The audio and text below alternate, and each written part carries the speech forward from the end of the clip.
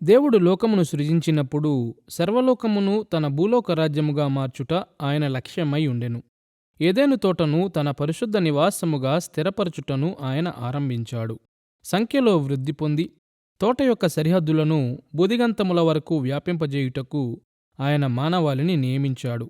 అవును, మానవాళి పాపము చేసింది మరియు మానవ జాతిని, స్వయంగా సృష్టిని కూడా భ్రష్టత్వము మరియు మరణములోనికి నెట్టివేసింది. ఫలితముగా భూమి దేవుని కొరకు సిద్ధపడలేదు మరియు ఆయన తన రాజ్యమును సంపూర్ణతలో ఇంకా భూమి మీదకి తీసుకుని రాలేదు. అయితే దేవుడు తన ప్రణాళికను విడిచిపెట్టలేదు. యుగసమాప్తిలో ఆయన దానిని పరిపూర్ణంగా నెరవేర్చుతాడు. ఆయన తనకు నమ్మకమైన ప్రజలను జీవములోనికి నడిపిస్తాడు.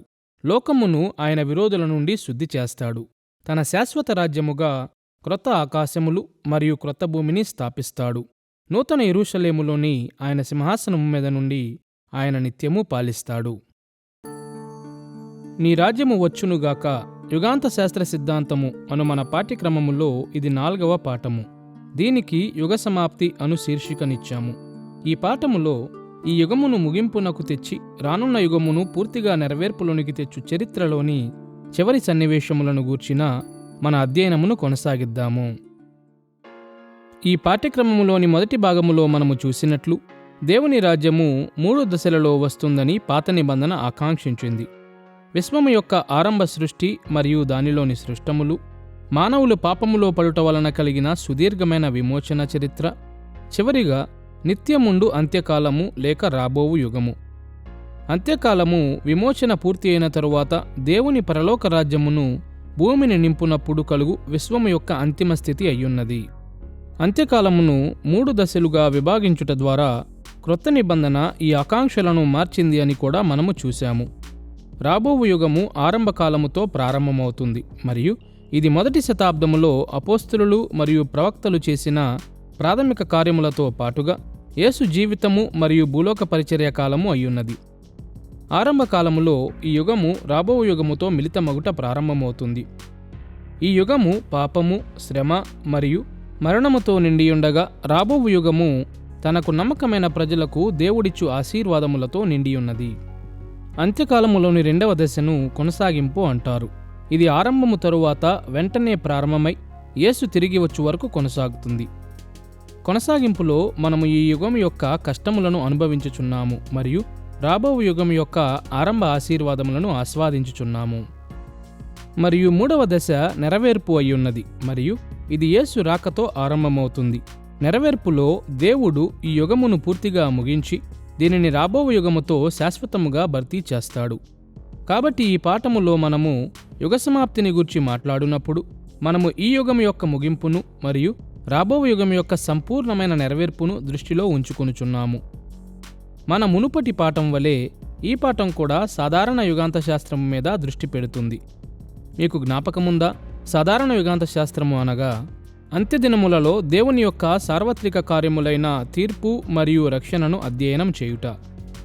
మరియు వ్యక్తిగత యుగాంత శాస్త్రమునకు భిన్నముగా సాధారణ యుగాంత శాస్త్రము అంత్యకాలములో జరుగు సన్నివేశముల కంటే ఎక్కువగా ఆ సన్నివేశములను ప్రజలు వ్యక్తిగతముగా ఎలా అనుభవిస్తారు అను విషయమును ఉద్ఘాటిస్తుంది. యుగ సమాప్తిని గూర్చిన మన సంభాషణ వరుసగా జరుగు 3 సన్నివేశములను గూర్చి మాట్లాడుతుంది. మొదటిగా మృతుల సాధారణ పునరుద్ధానమును పరిశీలన చేద్దాము.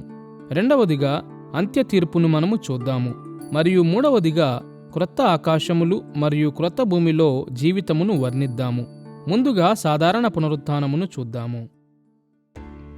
సాధారణ పునరుద్ధానమును సాధారణ అని ఎందుకు పిలుస్తారంటే దీనిలో ఇప్పటి వరకు నివసించిన ప్రతి వ్యక్తి అనగా పునరుజ్జీవనము పొందినవారు లేక పునరుజ్జీవనము పొందనివారు అనగా ఇప్పటి వరకు నివసించిన లక్షల కోట్ల మానవులు అందరూ ఉంటారు మరియు మృతుల ప్రాణములు పునర్నిర్మించబడిన తమ శరీరములతో మరలా ఐక్యపరచబడతాయి. కాబట్టి దీనిని పునరుత్థానము అని పిలుస్తారు. ఇప్పటి వరకు మరణించిన వారి శరీరములన్నీ పునరుద్ధానము చెందుతాయి. కేవలము విశ్వాసులు మాత్రమే గాక ప్రతి ఒక్కరూ ఒక విశేషమైన ఉద్దేశ్యము కొరకు పునరుద్ధానము చెందుతారు. దేవుడు నియుక్తి చేసిన తీర్పులో నిలబడుట మరియు దేవుడు నియమించిన న్యాయాధిపతిగా అనగా ఆయన కుమారుడైన యేసుక్రీస్తు ఎదుట నిలువబడుటయే ఈ ఉద్దేశ్యము. మరియు తీర్పులో జీవగ్రంథములో ఎవరి పేరు ఉన్నదో మరియు వారి జీవితములకు సంబంధించిన పుస్తకముల ద్వారా ఎవరికి తీర్పు తీర్చబడుతుందో స్పష్టమవుతుంది. వారి జీవిత పుస్తకముల ద్వారా తీర్పు తీర్చబడిన వారు నా యొద్ద నుండి పొండి అను తీర్పును పొందుతారు. జీవగ్రంథములో పేరు నమోదు చేయబడి ఉన్నవారు ప్రియుడా లోనికి రమ్ము అను మహిమకరమైన సత్యమును వింటారు. మనము ఇతరుల కంటే మంచివారము కాబట్టి కాదుగాని మనము క్రీస్తుకు మన జీవితములను సమర్పించియున్నాము మరియు ఆయన మనము చేసిన ఉపేక్షించు పాపములు మరియు క్రియల ద్వారా చేయు పాపముల కొరకు, మన పాపములన్నిటి కొరకు, ప్రజలందరి పాపముల కొరకు వెల చెల్లించి తన రక్తము ద్వారా మనలను జీవగ్రంథములో లిఖించాడు. మృతుల యొక్క సాధారణ పునరుద్ధానమును మనము మధ్యస్థితిలోని చివరి సన్నివేశములలో ఒకటిగా లేక అంతిమ స్థితిలోని మొదటి సన్నివేశములలో ఒకటిగా పరిగణించవచ్చు. సాధారణ పునరుద్ధానములో పునరుజ్జీవనము పొందనివారు మరియు పునరుజ్జీవనము పొందినవారు ఇరువురు తమ అంతిమ పరిస్థితిలోనికి చేరలేదు కాబట్టి దీనిని మధ్యస్థితిలోని భాగముగా పరిగణించవచ్చు. అయితే మన ప్రాణములు ఇక మన శరీరముల నుండి వేరుపరచబడవు కాబట్టి దీనిని అంతిమ స్థితిలో భాగముగా కూడా మనము పరిగణించవచ్చు. దీనిని మనము ఏ విధముగా విభాగించినా సాధారణ పునరుద్ధానము పునరుజ్జీవనము పొందని ప్రాణముల యొక్క తాత్కాలిక శిక్షలను మరియు పునరుజ్జీవనము పొందిన వారి యొక్క తాత్కాలిక ఆశీర్వాదములను ముగింపునకు తెచ్చి వారిని తమ శాశ్వత శిక్షలు మరియు ఆశీర్వాదముల కొరకు సిద్ధపరుస్తుంది. సాధారణ పునరుద్ధానమును మనము 4 భాగములలో విశదీకరిద్దాము. మొదటిగా ఈ సిద్ధాంతమునకు సంబంధించిన ఆదిమ వివాదములను చూద్దాము. రెండవదిగా ఈ యుగాంత సన్నివేశమును అమలుపరుచుటకు దేవుడు కలిగి ఉన్న దైవిక అధికారమును మనము చూపుదాము. మూడవదిగా సృష్టి మీద దీని యొక్క ప్రభావమును చూద్దాము. నాలుగవదిగా మానవుల మీద దీని యొక్క ప్రభావమును చూద్దాము. సాధారణ పునరుద్ధాన సిద్ధాంతముకు సంబంధించిన ఆదిమ వివాదములను ముందుగా చూద్దాము. యేసు దినములలో మృతుల పునరుద్ధానమును గూర్చి కనీసము 2 వేర్వేరు అభిప్రాయములు ఉండేవి. నీతిమంతులు మరియు దుష్టుల యొక్క సాధారణ పునరుద్ధానము జరుగుతుంది అని పరిసయ్యులు నమ్మారు. అయితే మృతులు భౌతికముగా తిరిగి లేస్తారు అను విషయమును సద్దూకయులు తిరస్కరించారు. వాస్తవానికి పౌలు పట్టబడి మహాసభ అను యూదుల న్యాయస్థానం ఎదుట నిలువబెట్టబడినప్పుడు తనను తాను సమర్థించుకునుటకు అతడు ఈ వివాదమును ఉపయోగించాడు. అపోస్తలుల కార్యములు 23వ అధ్యాయము 6 నుండి 8 వచనాలలో ఈ సన్నివేశమును గూర్చి లూకా ఇచ్చిన నివేదిక వినండి. వారిలో ఒక భాగము సద్దూకయులును మరి ఒక భాగము పరిసయ్యులునై ఉన్నట్టు పౌలు గ్రహించి, సహోదరులారా, నేను పరిసయ్యుడను, పరిసయ్యుల సంతతి వాడను. మనకున్న నిరీక్షణను గూర్చియు మృతుల పునరుద్ధానమును గూర్చియు నేను విమర్శింపబడుచున్నానని సభలో బిగ్గరగా చెప్పెను. అతడు అలాగు చెప్పినప్పుడు పరిసయ్యులకును సద్దూకయులకును కలహము పుట్టినందున ఆ సమూహము 2 పక్షములు ఆయను. సద్దూకయులు పునరుత్థానము లేదనియు దేవదూతయైనను ఆత్మయైనను లేదనియు చెప్పుదురుగాని పరిసయ్యులు రెండునూ కలవని ఒప్పుకుందురు. పరిసయ్యులు మరియు సద్దూకయుల మధ్య ఈ వివాదము ప్రతి గుంపు యొక్క లేఖన అవగాహన మీద ఆధారపడి ఉన్నది. పరిసయ్యులు పాత నిబంధన అంతటినీ ప్రేరిత వాక్యముగా అంగీకరించారు. అయితే సద్దూకయులు మోషే వ్రాసిన 5 పుస్తకములను అనగా మనం పంచగ్రంథమని పిలుచు ఆదికాండము నుండి ద్వితీయోపదేశకాండము వరకు ఉన్న పుస్తకములను మాత్రమే అంగీకరించేవారు.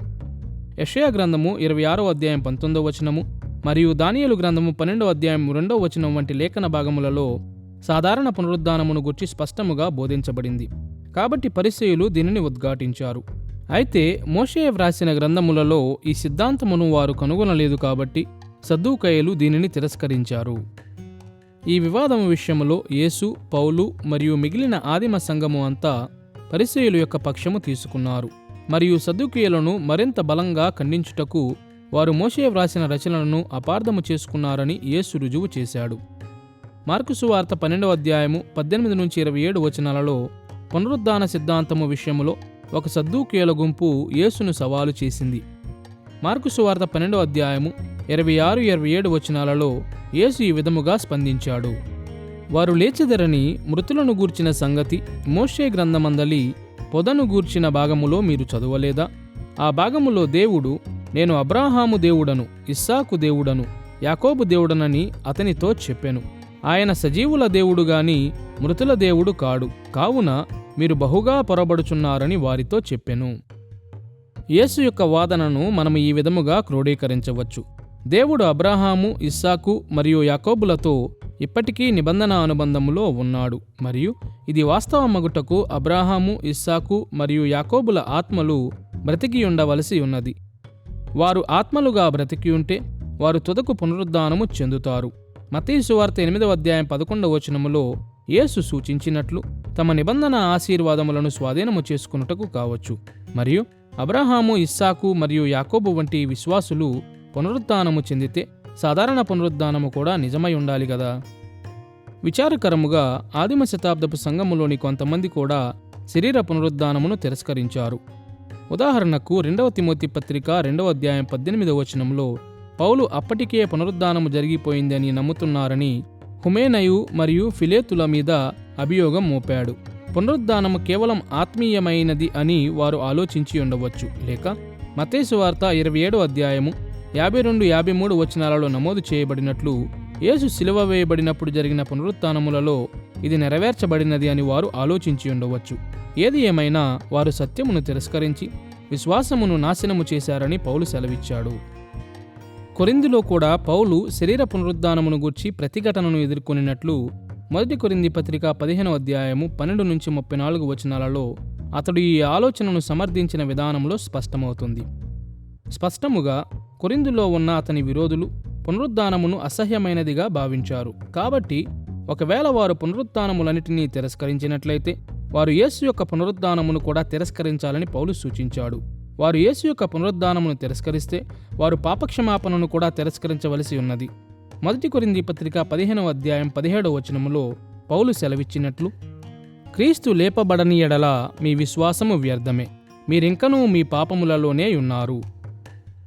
మరొక వైపున వారు యేసు యొక్క పునరుద్ధానమును అంగీకరిస్తే వారు ఇతరుల పునరుద్ధానమును తిరస్కరించుటకు ఏ కారణమూ లేదు.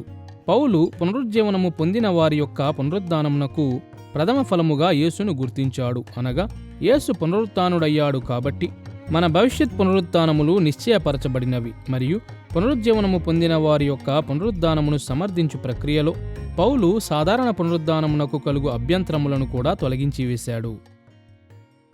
క్రీస్తు పునరుద్ధానము విశ్వాసులందరి పునరుద్ధానమునకు ఆధారముగా ఉన్నది. బెర్కాఫ్ సెలవిచ్చినట్లు ఆయన పునరుద్ధానమునకు ప్రభువని మరియు ఆయన పునరుద్ధానము విశ్వాసుల పునరుద్ధానమును కూడా కలిగిస్తుంది అని యేసు పునరుద్ధానము రుజువు చేస్తుంది. యేసు సజీవులకు ప్రభువు అను మాట చాలా ప్రాముఖ్యమైనదిగా ఉన్నది. కొలసీ పత్రిక 1వ అధ్యాయం 18వ వచనం సెలవిచ్చుచున్నట్లు యేసుక్రీస్తు పునరుద్ధానములో మొదటివాడు మరియు పునరుద్ధానములో ప్రథమ ఫలమై ఉన్నాడు. ఆయన మృతులలో నుండి తిరిగి లేచిన వారిలో ప్రథముడు కాబట్టి ఆయనను అనుసరించువారు కూడా ఆయనతో కూడా తిరిగి లేపబడతారు. యేసుక్రీస్తు పునరుద్ధానం యొక్క ప్రాముఖ్యతను సూచించుటకు కోతకు వచ్చిన పొలము యొక్క చిత్రము ఉపయోగించబడుతుంది. కోతకాలములో చెట్లు ఫలములనిచ్చుట మనము చూసినప్పుడు మరిన్ని ఫలములు రాబోవుచున్నాయని మనము గుర్తిస్తాము. అలాగే యేసుక్రీస్తుతో కూడా కొందరు ప్రజలు తిరిగి లేపబడతారని యేసుక్రీస్తు యొక్క ఆరంభ పునరుత్థానము చూపుతుంది. సాధారణ పునరుద్ధానమును గూర్చిన ఆదిమ వివాదములను మనము చూశాము కాబట్టి మృతులను లేపుటకు దేవుని యొక్క దైవిక అధికారమును ఇప్పుడు మనము చూద్దాము. దేవుని దైవిక అధికారమును అనేక విధాలుగా మనము నిర్వచించవచ్చు. అయితే ఈ పాఠములో మన ఉద్దేశ్యముల కొరకు దీనిని మనం ఈ విధముగా వర్ణిద్దాము. ఆయన చిత్తమును జరిగించుటకు దేవుడు కలిగి ఉన్న న్యాయమైన మరియు నైతికమైన హక్కు. ఒక కార్యమును చేయుటకు దేవునికి అధికారము ఉన్నదని మనము చెప్పునప్పుడు ఆ కార్యమును చేయుటకు ఆయన సంపూర్ణముగా హక్కు కలిగి ఉన్నాడని, ఆ కార్యమును చేయుట ద్వారా ఆయన ఏ తప్పిదమును చేయుటలేదని మనము ఒప్పుకొనుచున్నాము. దేవుని దైవిక అధికారమును గుర్చిన మన సంభాషణ సాధారణముగా 2 భాగములుగా విభాగించబడుతుంది. నరకముపై ఆయన కలిగి ఉన్న అధికారము మరియు పరలోకముపై ఆయన కలిగి ఉన్న అధికారము. ముందుగా నరకము మీద ఆయన కలిగి ఉన్న అధికారమును మనము చూద్దాము. దేవునికి నరకము మీద సంపూర్ణ అధికారము ఉన్నదని గుర్తించుట చాలా ప్రాముఖ్యమై ఉన్నది. మధ్యస్థితిలో పునరుజ్జీవనము పొందని ప్రాణములు నరకములో శ్రమను అనుభవించున్నప్పుడు దేవుడు వారిని శిక్షించుచున్నాడు కాబట్టి వారు శ్రమ పొందుతున్నారు. మరియు తీర్పును ఎదుర్కొనుటకు వారు నరకములో నుండి బయటకు లాగబడినప్పుడు దేవుడు వారిని తన సముఖములోనికి రమ్మని చెప్పాడు కాబట్టి వారు రాగలిగారు. ఇప్పుడు సాతాను నరకమునకు నాయకుడై ఉన్నాడని క్రైస్తవులు కొన్నిసార్లు ఊహించుకుంటారు. ఉదాహరణకు జాన్ మిల్టన్ వ్రాసిన ప్యారడైజ్ లాస్ట్ అను ఒక ప్రఖ్యాతిగాంచిన పద్యములో సాతాను అను పేరుగల పాత్ర పరలోకములో సేవించుట కంటే నరకములో పాలించుట మేలు అని వాపోతాడు. అయితే సత్యము ఏమిటంటే దేవుడు నరకమును పాలించుచున్నాడు మరియు ఆయన సాతాను మీద, దయ్యముల మీద మరియు ఆయన అక్కడ బందీలుగా ఉంచిన పునరుజ్జీవనము పొందని వారి మీద సంపూర్ణ నియంత్రణ కలిగి ఉన్నాడు. 2వ పేతురు పత్రిక 2వ అధ్యాయం 4వ వచనము 9-10 వచనాలలో పేతురు వ్రాసినట్లు, దేవదూతలు పాపము చేసినప్పుడు దేవుడు వారిని విడిచిపెట్టక పాతాళలోకమందలి కటిక చీకటిగల బిలములలోనికి త్రోసి తీర్పుకు కావలిలో ఉంచబడుటకు వారిని అప్పగించెను. దుర్నీతిపరులను, శిక్షలో ఉంచబడిన వారిని తీర్పు దినము వరకు కావలిలో ఉంచుటకును ప్రభువు సమర్థుడు. అపవాదికి వాని దయ్యముల మీద అధికారము ఉన్నది అను మాటలో కొంత అర్థము ఉందని అనిపిస్తుంది మరియు వాడు కొన్ని కార్యములను చేయుటకు మరియు కీడు చేయుటకు ఆ దయ్యములను పంపగలడు. కానీ తుదకు అపవాది, వాని దయ్యములన్నీ, నరకములో ఉన్న పునరుజ్జీవనము పొందని జీవులందరూ యెహోవా అధికారం యొక్క ఆధీనములో ఉన్నారు. వారు దేవుని అధికారము క్రింద, విశ్వమంతటికీ దేవుడైన సృష్టింపబడని దేవుని అధికారము క్రింద ఉన్నారు. కాబట్టి సాతానుకు కొంత బలము ఉన్నది అను విషయములో అర్థము ఉంది. అయితే వాడు కలిగి ఉన్న బలమంతా యెహోవా యొక్క రాకతో ముగించబడుతుంది మరియు ఏ సమయములోనైనా యెహోవా వాని బలమును తొలగించి వానిని వెనుకకు తీసుకుని వచ్చి వాని శక్తిని నిర్మూలము చేసి దానితో ఆయనకు తోచిన విధముగా చేయగలడు. నరకముపై అధికారిగా మరియు చెరసాల నాయకునిగా పునరుజ్జీవనము పొందని వారిని చెరసాలలో నుండి పిలిచి తన సింహాసనము ఎదుట తీర్పు కొరకు నిలవబెట్టు అధికారము దేవునికి ఉన్నది మరియు సాధారణ పునరుత్థానములో ఆయన దీనినే చేయబోచున్నాడు. నరకము మీద దేవుని యొక్క దైవిక అధికారమును గూర్చిన ఈ అవగాహనతో పరలోకములో ఆయన అధికారమును ఇప్పుడు మనము చూద్దాము. నరకము మీద దేవుని యొక్క అధికారమును గూర్చి కొందరు క్రైస్తవులు సందేహపడినప్పటికీ పరలోకము మీద ఆయన అధికారమును గూర్చి ఎవరూ సందేహపడనవసరము లేదు. పరలోకము దేవుని సింహాసనమై ఉన్నది. ఇతర చోట్లన్నిటికంటే ఎక్కువగా ఆయన అధికారము మరియు మహిమ వ్యక్తపరచబడు స్థలము. యెషయా గ్రంథము 66వ అధ్యాయము 1వ వచనములో యేసు దీనిని గూర్చి చెబుతున్నట్లు, ఆకాశము నా సింహాసనము. సృష్టి అంతటిలో పరలోకములోనే దేవుడు తన అధికారమును సూటిగా వ్యక్తపరుస్తాడు. మత్తయి సువార్త 5వ అధ్యాయం 34వ వచనము మరియు 23వ అధ్యాయం 22వ వచనము మరియు హెబ్రీ పత్రిక 8వ అధ్యాయం 1వ వచనములో మనము ఇదే విషయమును చూస్తాము. దేవుని యొక్క అనేక వ్యక్తీకరణములు ఆత్మీయ వాస్తవికతల యొక్క చిత్రాత్మక ప్రాతినిధ్యములై ఉన్నాయి. అయితే దేవుడు పరలోకమందున్న తన నిజమైన సింహాసనము మీద నుండి పాలించుచున్నాడు అను వ్యక్తీకరణ అక్షరార్థమైనదిగా ఉన్నట్లు అనిపిస్తుంది. దేవుడు పరలోకమందున్న నిజమైన సింహాసనము మీద కూర్చుని ఉన్నట్లు అనేక మంది ప్రవక్తలు దర్శనములను చూశారు. కాబట్టి దేవునికి పరలోకములో నిజమైన సింహాసనము ఉన్నదని ఆలోచన చేయుటకు ఒక కారణమై ఉన్నది. ఉదాహరణకు 1 రాజుల గ్రంథము 22వ అధ్యాయం 19వ వచనములో మరియు 2వ దినవృత్తాంతముల గ్రంథము 18వ అధ్యాయం 18వ వచనములో పాత నిబంధన ప్రవక్త అయిన మీకాయా ఆయనను చూశాడు. మొదటి క్రైస్తవ హతసాక్షి అయిన స్టెఫను కూడా అపోస్తలుల కార్యములు 7వ అధ్యాయము 55-56 వచనములలో ఇదే విషయమైన దర్శనమును పొందుకున్నాడు. ఈ సందర్భములలో వారి దర్శనములు చిత్రాత్మక కళలుగా లేక అలంకారిక సాదృశ్యములుగా కనిపించవుగాని పరలోక సత్యముల యొక్క అంత్యదిన ప్రకటనలుగా ఉన్నాయి. మరొక మాటలో వారు దేవుడు తన సింహాసనము మీద కూర్చుని ఎలాంటి ప్రతివాదము లేకుండా పాలించు పరలోక న్యాయస్థానములోని వాస్తవిక సన్నివేశములను చూశారు.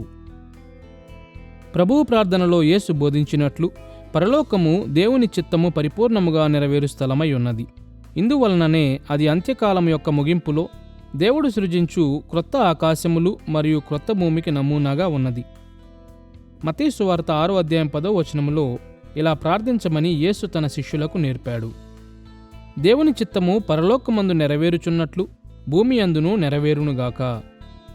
మన లోకము పరిపూర్ణము చేయబడు దినము కొరకు, అనగా ఆయన విరోధులందరూ తొలగించబడి ఆయన ప్రజలందరూ పాపము లేకుండా సమాధానముతో నివసించు దినము కొరకు యేసు ఎదురు చూచుచున్నాడు. మరియు ఆయన పరలోకము యొక్క వర్తమాన స్థితితో పోల్చుతూ భవిష్యత్ లోకమును వర్ణించాడు. ఇప్పుడు ఆదిమ వివాదములు మరియు దేవుని దైవిక అధికారము దృష్ట్యా సాధారణ పునరుద్ధానమును మనము విశదీకరించాము కాబట్టి సృష్టి మీద దాని యొక్క ప్రభావమును గూర్చి మాట్లాడుటకు సిద్ధముగా ఉన్నాము. సృష్టి మీద సాధారణ పునరుద్ధానం యొక్క ప్రభావము కనీసం 3 స్థలములలో ప్రభావము చూపుతుంది. మొదటిగా అది ప్రాకృతిక ప్రపంచము మీద బహుగా ప్రభావము చూపుతుంది. మీకు జ్ఞాపకం ఉన్నట్లయితే అంత్యకాలములోని సన్నివేశములు, ముఖ్యముగా నెరవేర్పు, లోకమును దేవుని యొక్క భూలోక రాజ్యముగా మార్చుటకు రూపొందించబడ్డాయి. అయితే ప్రస్తుత లోకము పాపముతో భ్రష్టమై కుళ్ళుపట్టిపోయింది.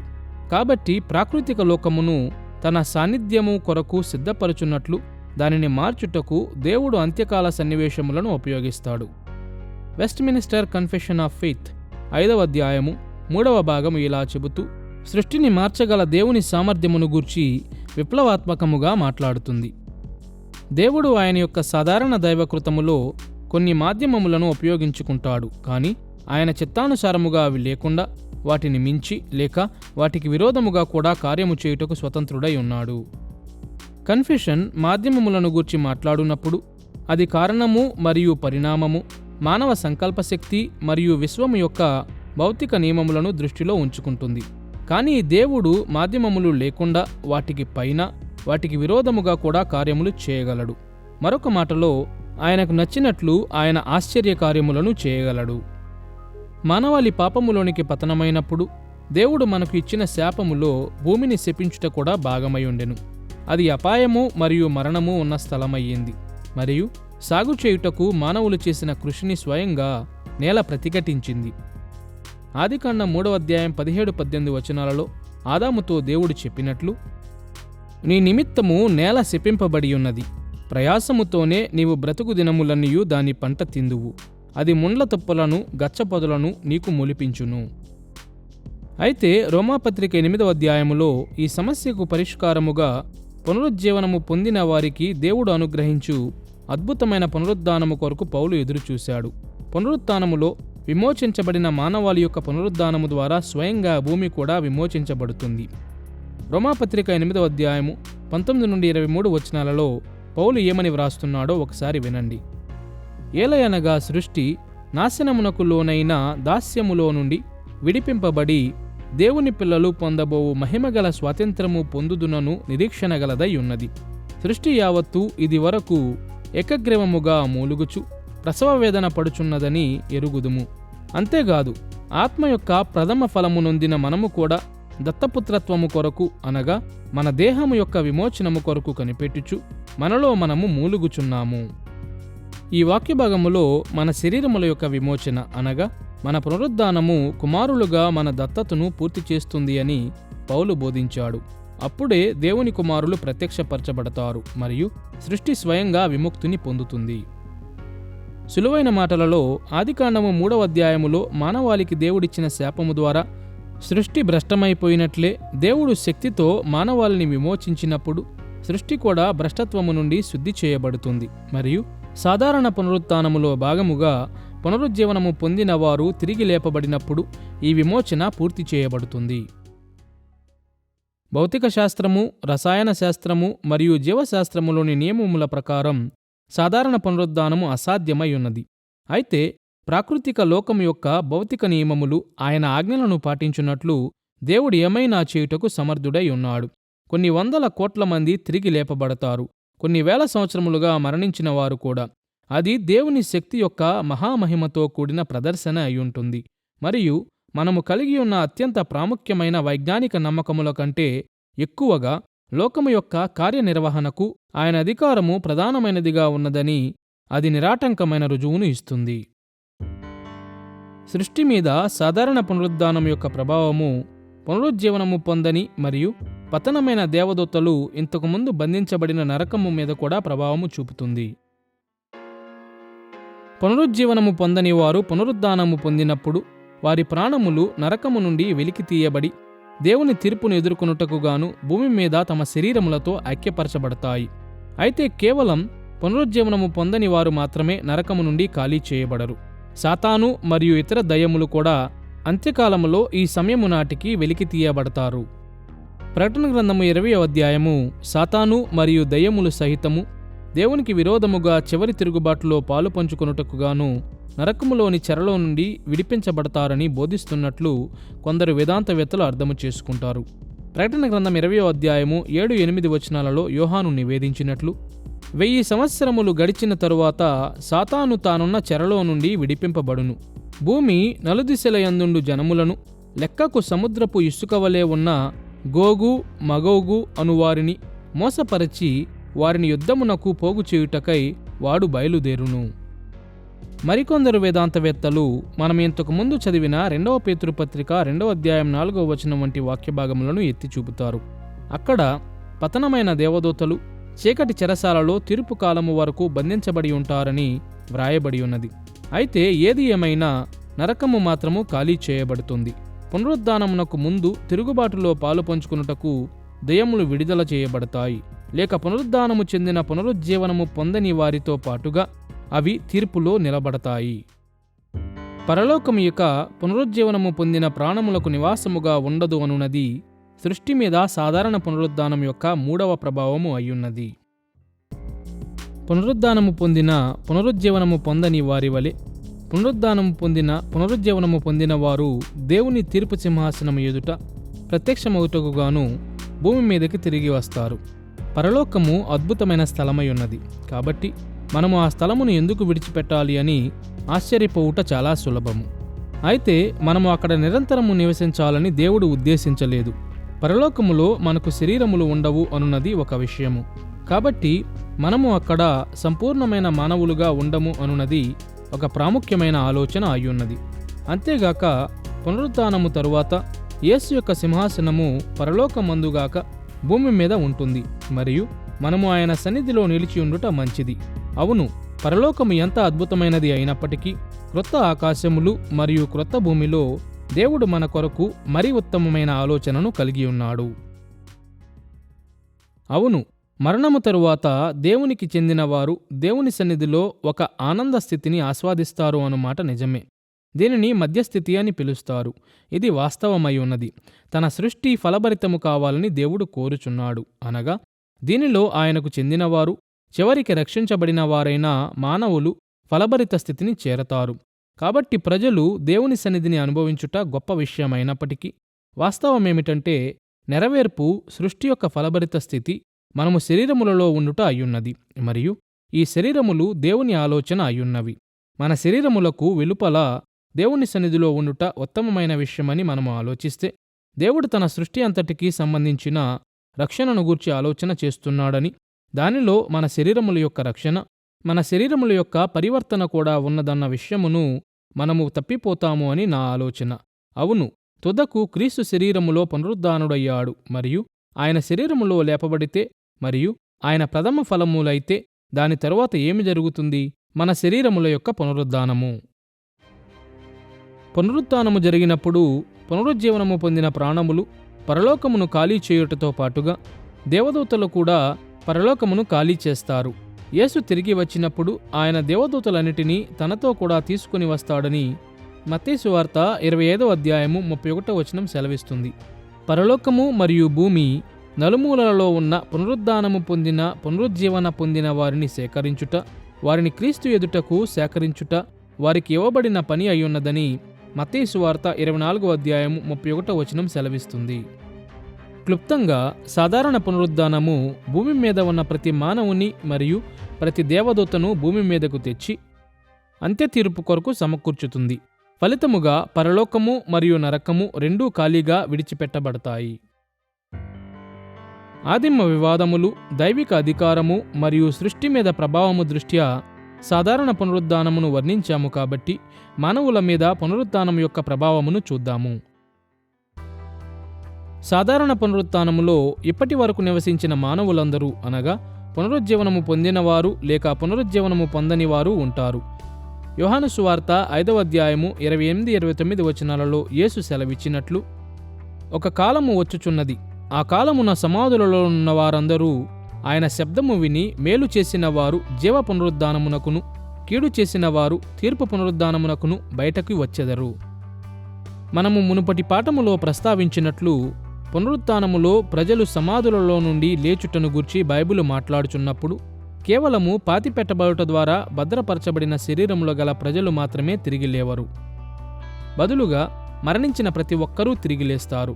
ఉదాహరణకు ప్రకటన గ్రంథము 20వ అధ్యాయం 13వ వచనములో సముద్రములో మరణించిన వారిని సముద్రము తిరిగి ఇస్తుంది అని, మరియు మరణించిన పాతాళములో ఉన్న ప్రాణములన్నీ తిరిగి లేస్తాయని యోహాను చెబుతున్నాడు. యెషయా గ్రంథము 26వ అధ్యాయం 19వ వచనము, దానియేలు గ్రంథము 12వ అధ్యాయం 2వ వచనము మరియు యోహాను సువార్త 11వ అధ్యాయం 24వ వచనం వంటి చోట్ల కూడా ఇదే ఆలోచన ప్రతిబింబించబడింది. మన శరీరములు ఎక్కడ ఉన్నా సరే మరియు అవి అసలు లేకపోయినా సరే సాధారణ పునరుద్ధానములో మనమంతా తిరిగి లేస్తాము. అయితే పునరుద్ధానము చెందిన మన శరీరములు ఎలా ఉంటాయి? మనం ఇప్పుడు కలిగి ఉన్న శరీరములకు అవి ఎలాంటి పోలికలు కలిగి ఉంటాయి? సాధారణ పునరుద్ధానము తరువాత మన పునరుద్ధాన శరీరములు ఏ విధముగా ఉంటాయి అను విషయమును గూర్చి చాలామంది తెలుసుకోవాలని కోరతారు. యేసు మరణములో నుండి తిరిగి లేచిన తరువాత కలిగియుండిన పునరుత్థాన శరీరమును అధ్యయనము చేయుట ఈ ప్రశ్నకు ఉత్తమమైన జవాబు అయ్యున్నది. ఆయన శరీరము తాను కలిగియుండిన పాత శరీరమునే పోలియుండినది. యేసు నడిచాడు, భుజించాడు మరియు మాట్లాడాడు. అయినను మరికొన్ని విధాలుగా ఆయన శరీరము తన మునుపటి శరీరము కంటే భిన్నముగా ఉన్నది. యేసు మూయబడిన తలుపులలో నుండి లోనికి నడిచాడు మరియు మాయమైపోయాడు. యేసు కలిగియుండిన విధముగానే మన పునరుద్ధాన శరీరములు మహిమకరమైన శరీరములుగా ఉంటాయని బైబిల్ తెలియజేస్తుంది. మన పునరుద్ధాన శరీరములు పూర్తిగా నూతనమైనవిగా ఉండవు. బదులుగా మనము ఇప్పుడు కలిగియున్న శరీరములకు అవి పునర్నిర్మిత రూపములలో ఉంటాయి. మరణమందు మన శరీరములు దహనము, కుళ్ళిపోవుట లేక ఇతర విధానముల ద్వారా పూర్తిగా నాశనమైపోతాయి. అయితే దేవుడు సమస్తమును చేయుటకు సమర్థుడు.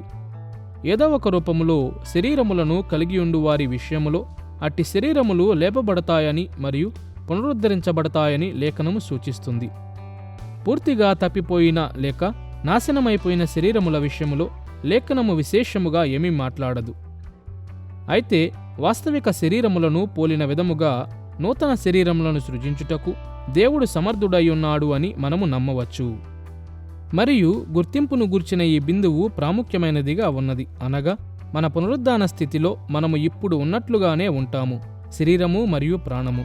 పునరుజ్జీవనము పొందిన వారిని దేవుడు సంపూర్ణమైన ప్రజలుగా విమోచిస్తాడు మరియు పునరుజ్జీవనము పొందని వారిని ఆయన సంపూర్ణమైన ప్రజలుగా ఖండిస్తాడు. ఒకే భౌతిక శరీరములతో మనము మన గుర్తింపును కలిగి ఉన్నప్పటికీ మన ప్రస్తుత శరీరములు మరియు పునరుద్ధాన శరీరముల మధ్య గుణముల విషయములో కొన్ని మార్పులు ఉంటాయి. పునరుజ్జీవనము పొందిన వారిని గూర్చి 1 కొరింథీ పత్రిక 15వ అధ్యాయము 42 నుండి 44 వచనాలు ఇలా సెలవిస్తున్నాయి. శరీరము క్షయమైనదిగా విత్తబడి అక్షయమైనదిగా లేపబడును, ఘనహీనమైనదిగా విత్తబడి మహిమగలదిగా లేపబడును, బలహీనమైనదిగా విత్తబడి బలమైనదిగా లేపబడును, ప్రకృతి సంబంధమైన శరీరముగా విత్తబడి ఆత్మ సంబంధ శరీరముగా లేపబడును. ప్రకృతి సంబంధమైన శరీరం ఉన్నది గనుక ఆత్మ సంబంధమైన శరీరము కూడా ఉన్నది. పునరుజ్జీవనము పొందిన వారి యొక్క పునరుద్ధాన శరీరములు మన ప్రస్తుత ప్రాకృతిక శరీరముల కంటే మరింత మహిమకరముగాను అమర్త్యమైనవిగాను బలమైనవిగాను ఉంటాయి. వాస్తవానికి మన పునరుద్ధాన శరీరములు యేసు మరణము నుండి తిరిగి లేచినప్పుడు పొందుకున్న శరీరమును పోలినవిగా ఉంటాయి. 1 కొరింథీ పత్రిక 15వ అధ్యాయము 49వ వచనములో పౌలు వాదించినట్లు, మరియు మనము మంటి నుండి పుట్టిన వాని అనగా ఆదాము పోలికను ధరించిన ప్రకారము పరలోక సంబంధ పోలికయు ధరింతుము. మరియు 1 యోహాను పత్రిక 3వ అధ్యాయం 2వ వచనములో మనము చదువునట్లు, మనమిక ఏమవుదుమో అది ఇంకా ప్రత్యక్షపరచబడలేదు గాని ఆయన ప్రత్యక్షమైనప్పుడు ఆయన యున్నట్లుగానే ఆయనను చూతుము.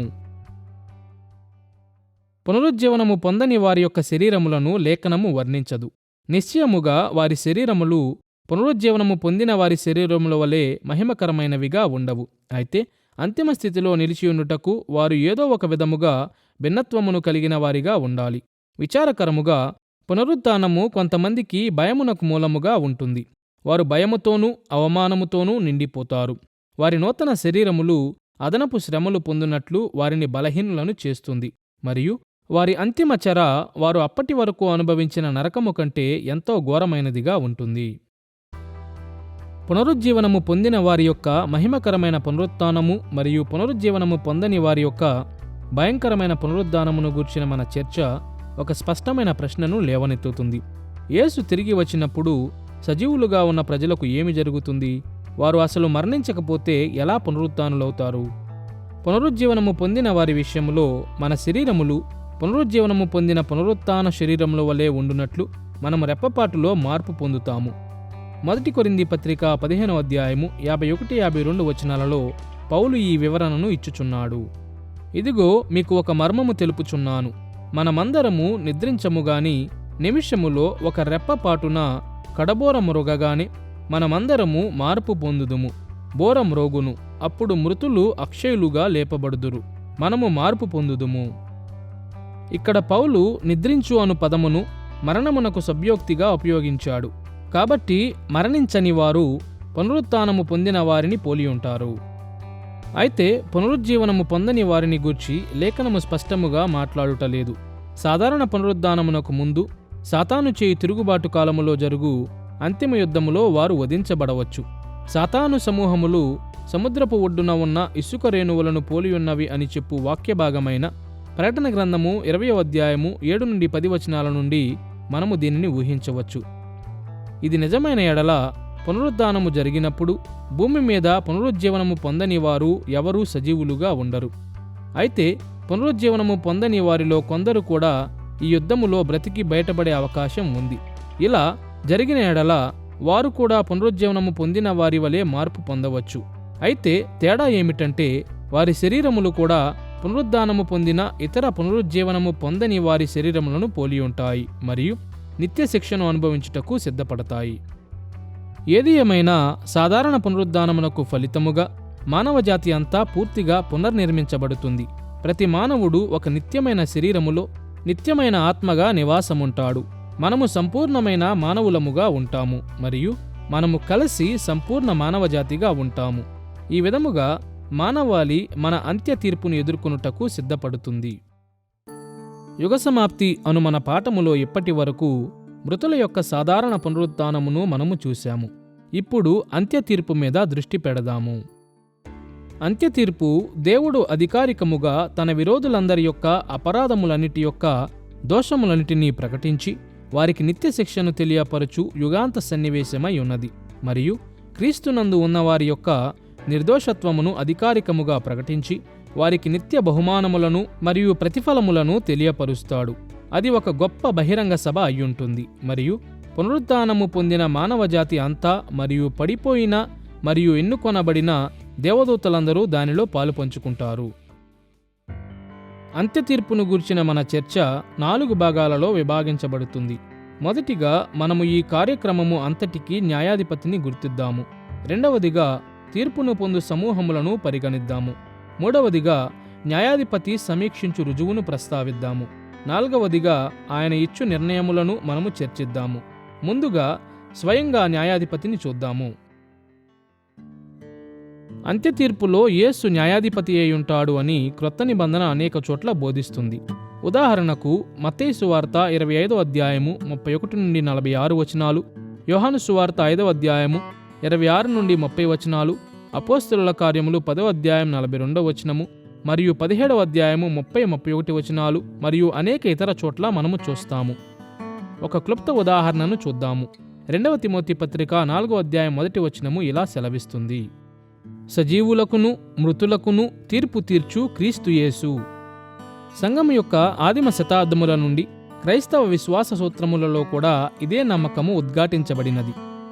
ఉదాహరణకు క్రీస్తు శకం 700లలో స్థిరపరచబడిన అపోస్తుల విశ్వాస సూత్రము ఇలా సెలవిస్తుంది: సజీవులకును మృతులకును తీర్పు తీర్చుటకు అక్కడ నుండి యేసు క్రీస్తు వచ్చును. క్రీస్తు శకం 325లో రూపొందించబడి క్రీస్తు శకం 381లో సవరించబడిన నైసియా విశ్వాస సూత్రం ఇలా చెబుతుంది: యేసుక్రీస్తు సజీవులకు మరియు మృతులకు తీర్పు తీర్చుటకు మహిమతో మరలా వస్తాడు.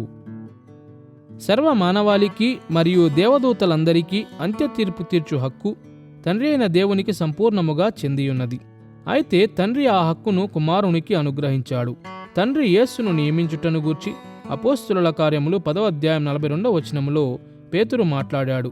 అపోస్తుల కార్యములు 17వ అధ్యాయం 31వ వచనములో పౌలు దీనిని ప్రస్తావించాడు మరియు మెస్సియగా తాను పోషించిన పాత్ర వలన తాను ఈ ఘనతను పొందుకున్నానని యేసు స్వయంగా ప్రకటించాడు. యోహాను సువార్త 5వ అధ్యాయము 26-27 వచనాలలో యేసు పలికిన మాటలను వినండి. మరియు ఆయన మనుష్య కుమారుడు గనుక తీర్పు తీర్చుటకు తండ్రి కుమారునికి అధికారము అనుగ్రహించెను. ఈ వాక్య భాగములో మనుష్య కుమారుడు అనున్నది ఒక మెస్సీయ బిరుదై ఉన్నది. ఇది యేసును క్రీస్తుగా అనగా దావీదు నిబంధనకు మరియు సింహాసనమునకు వారసునిగా గుర్తిస్తుంది. తీర్పుని ఇచ్చువానిగా అనగా మన శిక్షను ప్రకటించువానిగా తండ్రి కుమారుని నియమించాడు. తండ్రి కుమారుని నియమించుటకు ఒక కారణము ఏమిటంటే దానియేలు గ్రంథము 7వ అధ్యాయమును నెరవేర్చుట. దానియేలు గ్రంథము 7వ అధ్యాయములో 4 మృగములతో వ్యవహరించిన వ్యక్తి మనుష్య కుమారుడే. మరియు ఆయన జయమును పొంది మహావృద్ధుని సన్నిధికి వెళ్తాడు మరియు అక్కడ ఆయన బాధ్యతను నెరవేర్చుతాడు. వాస్తవానికి దానియేలు గ్రంథము 7వ అధ్యాయములో మనుష్య కుమారుని గూర్చి ప్రస్తావించబడుటకు ముఖ్య కారణం ఏమనగా ఈయనే తిరుగుబాటు చేయు రాజ్యములకు తీర్పు తీర్చుతాడు. మరొక మాటలో మనుష్య కుమారుడు మహావృద్ధుని యొక్క చిత్తమును నెరవేర్చుతాడు.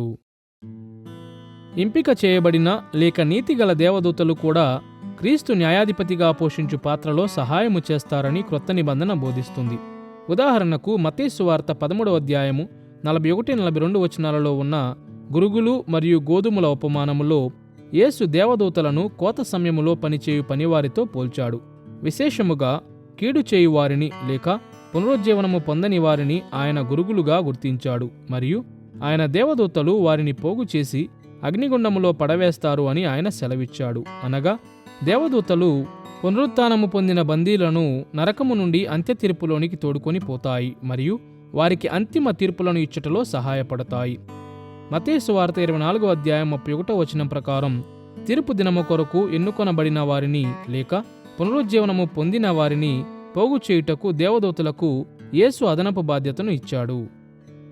అంతేగాక పునరుజ్జీవనము పొందని వారికి మరియు పతనమైన దేవదూతలకు తీర్పు తీర్చుటలో పునరుజ్జీవనము పొందిన వారు ప్రభువుకు సహాయము చేస్తారని 1 కొరింథీ పత్రిక 6వ అధ్యాయము 2-3 వచనాలు సూచిస్తున్నాయి. క్రీస్తు ప్రజలలో కొందరు ఆ తీర్పులో మరింత ప్రాముఖ్యమైన పాత్రను పోషిస్తారు అని ప్రకటన గ్రంథము 20వ అధ్యాయం 4వ వచనం తెలియజేస్తుంది. దీనికి తోడు యేసు ఖండించిన వారికి తీర్పు తీర్చుటలో పునరుజ్జీవనము పొందిన వారు వాస్తవానికి ఆయనకు సహాయము చేస్తారని 149వ కీర్తన 5-9 వచనాలు ప్రవచించాయి. అంత్యతీర్పును జరిగించు న్యాయాధిపతిని గుర్తించాము కాబట్టి ఆయన తీర్పు తీర్చబోవు సమూహములను ఇప్పుడు చూద్దాము. అంత్యతీర్పును ఎదుర్కొను 3 విభిన్నమైన సమూహములు లేక గుంపులను లేఖనము ప్రస్తావిస్తుంది. ముందుగా మనము పతనమైన దేవదూతలను లేక దయ్యములను గూర్చి మాట్లాడదాము. దయ్యములు దేవుని యొద్ద నుండి అధికారమును పొందిన దేవదూతలై ఉండేవారని 2వ పేతురు పత్రిక 2వ అధ్యాయం 4వ వచనము మరియు యూదా పత్రిక 6వ వచనము నివేదిస్తాయి. అయితే వారు ఆయనకు విరోధముగా తిరుగుబాటు చేశారు మరియు తన పరలోక గృహములను మరియు తమ అధికారమును విడిచిపెట్టారు. ఫలితముగా వారు నేడు చీకటి గల చెరసాలలో బంధించబడి క్రీస్తు ఇచ్చు తీర్పు కొరకు ఎదురుచూచుచున్నారు. ఎన్నుకొనబడిన దేవదూతలు అనగా పతనము కానివారు తీర్పులో పాలివారు కారు. ఎందుకంటే వారు దేవునికి విరోధముగా ఏనాడు పాపము చేయలేదు. కాబట్టి వారిని నిందించుటకు ఎలాంటి కారణము లేదు. తీర్పును పొందు 2వ సమూహము పునరుజ్జీవనము పొందనివారు.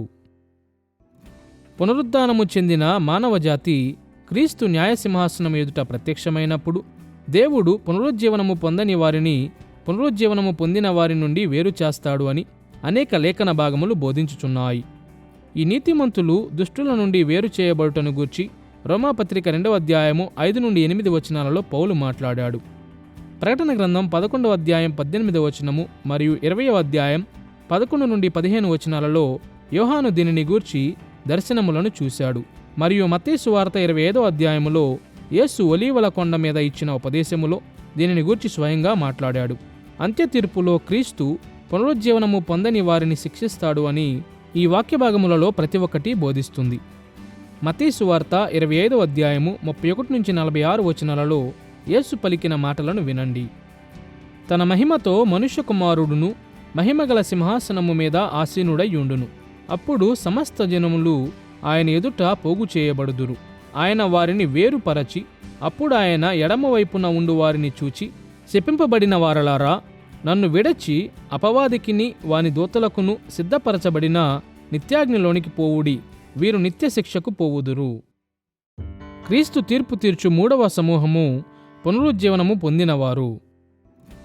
యేసు పునరుజ్జీవనము పొందని వారిని పునరుజ్జీవనము పొందిన వారి నుండి వేరుపరిచిన తరువాత ఆయన పునరుజ్జీవనము పొందిన వారికి కూడా తీర్పు తీర్చుతాడు. దీనిని మనము రోమాపత్రిక 2వ అధ్యాయం 7వ వచనము, ప్రకటన గ్రంథం 11వ అధ్యాయం 18వ వచనము మరియు యేసు పునరుజ్జీవనము పొందని వారిని మేకలతోనూ పునరుజ్జీవనము పొందిన వారిని గొర్రెలతోనూ పోల్చిన మత్తయి సువార్త 25వ అధ్యాయం వంటి అనేక చోట్ల చూస్తాము. మత్తయి సువార్త 25వ అధ్యాయము 33-34 వచనాలలో పునరుజ్జీవనము పొందిన వారికి యేసు చెప్పిన మాటలను వినండి. తన కుడివైపున గొర్రెలను ఎడమ వైపున మేకలను నిలువబెట్టును. అప్పుడు రాజు తన కుడివైపున ఉన్న వారిని చూచి, నా తండ్రి చేత ఆశీర్వదింపబడిన వారలారా రండి, లోకము పుట్టినది మొదలుకొని మీ కొరకు సిద్ధపరచబడిన రాజ్యమును స్వతంత్రించుకొనుడి. ఇప్పుడు పునరుజ్జీవనము పొందిన వారికి తీర్పు తీర్చబడదు అని కొందరు క్రైస్తవులు అపార్థము చేసుకుంటారు అని మనము చెప్పాలి. ఎందుకంటే యోహాను సువార్త 5వ అధ్యాయం 24వ వచనమును విశ్వాసులకు తీర్పు తీర్చబడదు అను భావనలో కూడా అనువదించవచ్చు. అయితే అనేక మంది అనువాదకులు మరియు ఎక్కువ మంది వ్యాఖ్యానకర్తలు అంత్యతీర్పులో విశ్వాసులు ఖండింపబడరు అను భావనలో ఈ వచనమును సరిగానే అర్థము చేసుకుంటారు. వాస్తవానికి మనము ఈ పాఠములో తరువాత చూడబోతున్నట్లు పునరుజ్జీవనము పొందిన వారు తీర్పును తప్పించుకుంటే వారు తమ నిత్య ప్రతిఫలములను పొందలేరు. ఇప్పుడు న్యాయాధిపతి మరియు ఆయన ఎదుట నిలవబడు సమూహముల దృష్ట్యా అంత్యతీర్పును మనము చూశాము కాబట్టి ఇప్పుడు ఆయన పరిగణించు రుజువును మనము చూద్దాము. పరిపూర్ణమైన న్యాయమును జరిగించుటకుగాను దేవుడు అందుబాటులో ఉన్న ప్రతి విధమైన రుజువును పరిగణిస్తాడు. మనము చేసిన, ఆలోచించిన మరియు చెప్పిన ప్రతిదానిని ఆయన విశ్లేషిస్తాడు. ఆయన మన రహస్య ఉద్దేశ్యములను చూస్తాడు. ఆయనతో మన అనుబంధమును నియంత్రించు అనుబంధమును, జీవితములో మనము పొందుకున్న ప్రత్యక్షతను ఆయన పరిగణిస్తాడు. ఆయన సాక్షుల యొక్క సాక్ష్యములను వింటాడు మరియు పరిహార పరిస్థితులను పరిగణిస్తాడు. ఏదీ విడిచిపెట్టబడదు మరియు ఏదీ కూడా పరిగణలోనికి రాకుండా ఉండదు మరియు సంపూర్ణ న్యాయమును జరిగించు ప్రక్రియలో ఇది అంతా జరుగుతుంది. తద్వారా తీర్పు తీర్చబడిన ప్రతి ఒక్కనికి ప్రతిఫలము మరియు ప్రతిశిక్ష పరిపూర్ణముగా సరిపోతుంది. రుజువు యొక్క విస్తృతమైన పరిమితిని ప్రసంగి గ్రంథం 12వ అధ్యాయం 14వ వచనము ఈ విధముగా క్రోడీకరిస్తుంది. గూఢమైన ప్రతి అంశమును గూర్చి దేవుడు విమర్శ చేయునప్పుడు ఆయన ప్రతిక్రియను అది మంచిదే గాని చెడ్డదే గాని తీర్పులోనికి తెచ్చును. మత్తయి సువార్త 12వ అధ్యాయము 36వ వచనము ఇలా సెలవిస్తుంది, మనుష్యులు పలుకు వ్యర్థమైన ప్రతి మాటను గూర్చియు విమర్శ దినమున లెక్క చెప్పవలసి ఉండును. 1 కొరింథీ పత్రిక 4వ అధ్యాయము 5వ వచనము ఇలా సెలవిస్తుంది, ఆయన అంధకారమందలి రహస్యములను వెలుగులోనికి తెచ్చి హృదయములలోని ఆలోచనలను బయలుపరచును. 62వ కీర్తన 12వ వచనము, సామెతల గ్రంథం 24వ అధ్యాయం 12వ వచనము, మత్తయి సువార్త 16వ అధ్యాయం 27వ వచనము మరియు రోమాపత్రిక 2వ అధ్యాయము 5-11 వచనాలలో ఇలాంటి ఆలోచనలనే మనము చూడవచ్చు. అయితే మనం ఇంతకుముందు ప్రస్తావించినట్లు ప్రతి ఒక్కరూ కూడా ఒకే స్థాయిలో జవాబుదారులుగా ఎంచబడరు. బదులుగా మనందరికీ మన పరిస్థితుల ఆధారంగా తీర్పు తీర్చబడుతుంది. ఉదాహరణకు, ఎక్కువ బహిరంగముగా మరియు దేవుని అర్హతలను గూర్చిన జ్ఞానమును ఎక్కువగా కలిగి పాపము చేసిన వారికి ఎక్కువ కఠినముగా తీర్పు తీర్చబడుతుంది. ఆయనను తిరస్కరించిన వారిని యేసు గద్దించిన విధానమును లూకా సువార్త 10వ అధ్యాయము 13-14 వచనాలలో చూడండి. అయ్యో కొరాజీనా, అయ్యో బెత్సైదా, మీ మధ్య చేయబడిన అద్భుతములు తూరు సీదోను పట్టణములలో చేయబడిన ఎడల ఆ పట్టణముల వారు పూర్వమే గోనెపట్ట కట్టుకొని బూడిద వేసుకుని కూర్చుండి మారు మనసు పొందియుందురు. అయినను విమర్శకాలమునందు మీ గతి కంటే తూరు సీదోను పట్టణముల వారి గతి ఓర్వదగినదై ఉండును. మన నిబంధన షరతులకు కూడా క్రీస్తు తీర్పులో మనలను బాధ్యులుగా ఎంచుతాడని 50వ కీర్తన 4-6 వచనాలు సూచిస్తున్నాయి. అనగా నిబంధనలో దేవునితో ముడిపడి ఉన్న మనము ఆయనకు విధేయులగుటకు ఎక్కువగా బాధ్యులమై ఉన్నామని దీని అర్థమై ఉన్నది. సంఘములోని బోధకులకు మరింత కఠినముగా తీర్పు తీర్చబడుతుంది అని యాకోబు పత్రిక 3వ అధ్యాయం 1వ వచనం సెలవిస్తుంది. అయితే ఎన్నడూనూ సువార్తను వినని వారు కూడా తీర్పును పొంది శిక్షించబడతారు అను విషయమును గూర్చి కూడా మనము స్పష్టత కలిగి ఉండాలి. అయితే వారి దోషము క్రీస్తును ఎరిగి ఆయనను తిరస్కరించి దేవుని మీద మరియు ఆయన ధర్మశాస్త్రము మీద ఉద్దేశపూర్వకముగా తిరుగుబాటు చేసిన వారి కంటే తక్కువగా ఉంటుంది. అయితే వారి గమ్యములు మాత్రం ఒకే విధంగా ఉంటాయి. ఇందుమూలముగానే తాను సంపూర్ణమైన దేవుని చిత్తమును ప్రకటించాడు కాబట్టి ప్రజలందరి రక్తం విషయములో నిర్దోషిగా ఎంచబడతాడని అపోస్తలుల కార్యములు 20వ అధ్యాయము 26-27 వచనాల్లో పౌలు వాదించాడు. ఒకవేళ ప్రజలు సువార్త వినకపోతే వారు తమ పాపములలో చచ్చిన వారై నిత్యము వరకు నశిస్తారని అతని ఉద్దేశమయ్యున్నది. ఒక సువార్తికునిగా అతడు తన పనిని చేయకుంటే వారి యొద్ద నుండి జీవవాక్కులను మరుగు చేసినందున అతడు కొంతవరకు దోషిగా ఎంచబడే అవకాశం ఉంది. సువార్తను ఎన్నడూనూ వినని ప్రజలు చాలా సందర్భములలో అంత్యతీర్పునందు శిక్షించబడతారు. ఎందుకంటే దేవుని గూర్చి మరియు ఆయన నీతిగల అర్హతలను గూర్చి వారికి కొంతవరకు తెలిసే ఉన్నది. రోమాపత్రిక 1వ అధ్యాయము. దేవుడు తనను గూర్చిన అనేక విషయములను ప్రతి మానవునికి సృష్టి ద్వారా బయలుపరచాడని, కాబట్టి యేసును గూర్చిన జ్ఞానమును పొందలేని వారు కూడా ఎలాంటి సాకు లేకుండా ఉన్నారని అపోస్తలుడైన పౌలు స్పష్టముగా చెప్పాడు. ఎందుకంటే దేవునిని గూర్చి మరియు దేవుడు వారి యొద్ద నుండి ఆశించు విషయములను గూర్చి వారికి తెలుసు, మరియు రోమాపత్రిక బోధించుచున్నట్లు వారు దేవుని నియమమును ఉల్లంఘించారు. కాబట్టి వారు పొందుకొనిన జ్ఞానము ఆధారముగా దేవుని స్వభావము వెలుగులో మరియు వారు స్వాభావికముగా పొందుకున్న చిత్తము వెలుగులో వారికి తీర్పు తీర్చబడుతుంది. మనలో చాలామందిమి లేఖనముల ద్వారా మరియు యేసు యొక్క సువార్త సందేశము ద్వారా ఎక్కువ పొందుకున్నాము. దానికి మనము బాధ్యులమై ఉన్నాము. అయితే సృష్టి నుండి దేవుని గూర్చి తాము పొందుకొనిన జ్ఞానమునకు ప్రజలందరూ బాధ్యులై ఉన్నారు. ఇందును బట్టి వారు బాధ్యులుగా ఎంచబడతారు. మనము పొందుకున్న వెలుగు విషయములో మరియు దానికి మనము స్పందించు విధానము విషయములో మనము బాధ్యులమై ఉన్నామని సువార్తలలో యేసు స్పష్టము చేశాడు. న్యాయాధిపతి సమూహములు మరియు రుజువు దృష్ట్యా అంత్యతీర్పును గూర్చి మనము మాట్లాడాము కాబట్టి ఇప్పుడు యేసు తీసుకొనబోవు నిర్ణయాలను మనము చర్చిద్దాము. మన లోకములో ఎన్నో రకములైన ఘోరమైన అన్యాయములు జరుగుచున్నాయి. అబద్ధికులు మరియు దోచుకొనువారు చాలాసార్లు తాము పలుకు మాటలు మరియు చేయు కార్యములకు ఎలాంటి పర్యవసానాలను అనుభవించరు. నేరగాళ్లు చాలాసార్లు స్వతంత్రులై తిరుగుతుంటారు. ఇతరులకు హాని కలిగించు లేక దోచుకొనువారు పరిహారములను చెల్లించరు. ప్రజలు అనగద్రొక్కబడతారు. సమర్పణ కలిగిన క్రైస్తవులు విశ్వాసము విషయములో భయంకరముగా హింసించబడతారు. నియమములు సహాయము చేయవలసిన ప్రజలకే గొప్ప హాని కలిగించు విధముగా మరల్చబడతాయి. ఈ విధముగా ఎన్నో చెప్పవచ్చు. అయితే ఈ విషయములన్నిటినీ సరిచేయుటకు గాను, అనగా దుష్టులను శిక్షించి నీతిమంతులకు ప్రతిఫలమిచ్చుటకు గాను అంత్యతీర్పు వైపుకు చూడమని లేఖనము బోధిస్తుంది. అంత్యతీర్పులో దేవుడు సమీకరణలను సమతుల్యం చేస్తాడు. అక్కడ మంచి ఆశీర్వాదమును కలిగిస్తుంది మరియు కీడు లాభమునుగాక శాపమును కలిగిస్తుంది. సాధారణముగా క్రీస్తు 2 రకముల నిర్ణయాలు తీసుకుంటాడు అని మనము చెప్పవచ్చు. కీడు చేసిన వారికి శాపములు మరియు మేలు చేసిన వారికి ఆశీర్వాదములు. ఈ 2 నిర్ణయాలను మనము క్లుప్తంగా వర్ణిద్దాము. దుష్టులకు కలుగు శాపములతో ఆరంభిద్దాము. లేఖనము పతనమైన దేవదూతల యొక్క శిక్షను మరియు పునరుజ్జీవనము పొందని వారు పొందు శిక్షలను పలుచోట్ల వర్ణిస్తుంది. అయితే వారి అంతము మాత్రం ఒకే విధముగా ఉంటుంది. సరళమైన మాటలలో దేవదూతలైనా లేక మానవులైనా వారు క్రీస్తుని వ్యతిరేకించిన విధానమును బట్టి, ప్రజలతో దుర్వ్యవహారం చేసిన విధానమును బట్టి మరియు దేవుని స్వభావమునకును ధర్మశాస్త్రమునకును విరోధముగా చేసిన తిరుగుబాటును బట్టి న్యాయమైన శిక్షను పొందుకుంటారు. 2వ తెస్సలోనిక పత్రిక 1వ అధ్యాయము 6-10 వచనాలలో పౌలు తన పాఠకులకు చెప్పినట్లు, దేవుని నెరుగని వారికిని మన ప్రభువైన యేసు సువార్తకు లోబడని వారికిని ప్రతిదండన చేయునప్పుడు మిమ్మును శ్రమపరచు వారికి శ్రమయు, శ్రమ పొందుచున్న మీకు మాతో కూడా విశ్రాంతియు అనుగ్రహించుట దేవునికి న్యాయమే. అట్టివారు నిత్యనాశనమును దండన పొందుదురు. దుష్టులు నిత్యనాశన దండనను పొందుకుంటారని పౌలు చెప్పినప్పుడు వారు నిర్మూలము చేయబడతారని లేక అంతరించిపోతారు అని అతడు ఉద్దేశించలేదు. బదులుగా దుష్టుల జీవితములను నాశనము చేయు అనగద్రొక్కు శిక్షను అనుభవిస్తారని మరియు అది వారిని నిత్యము వరకు నాశన స్థితిలో పడవేస్తుంది అని అతడు తెలియజేయుచున్నాడు.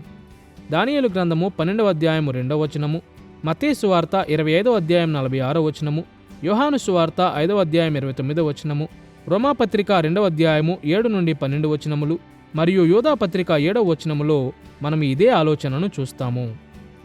దుష్టుల యొక్క తీర్పు ప్రకటన గ్రంథం 20వ అధ్యాయము 10 నుండి 15 వచనాలలో చాలా క్లుప్తముగా వర్ణించబడింది.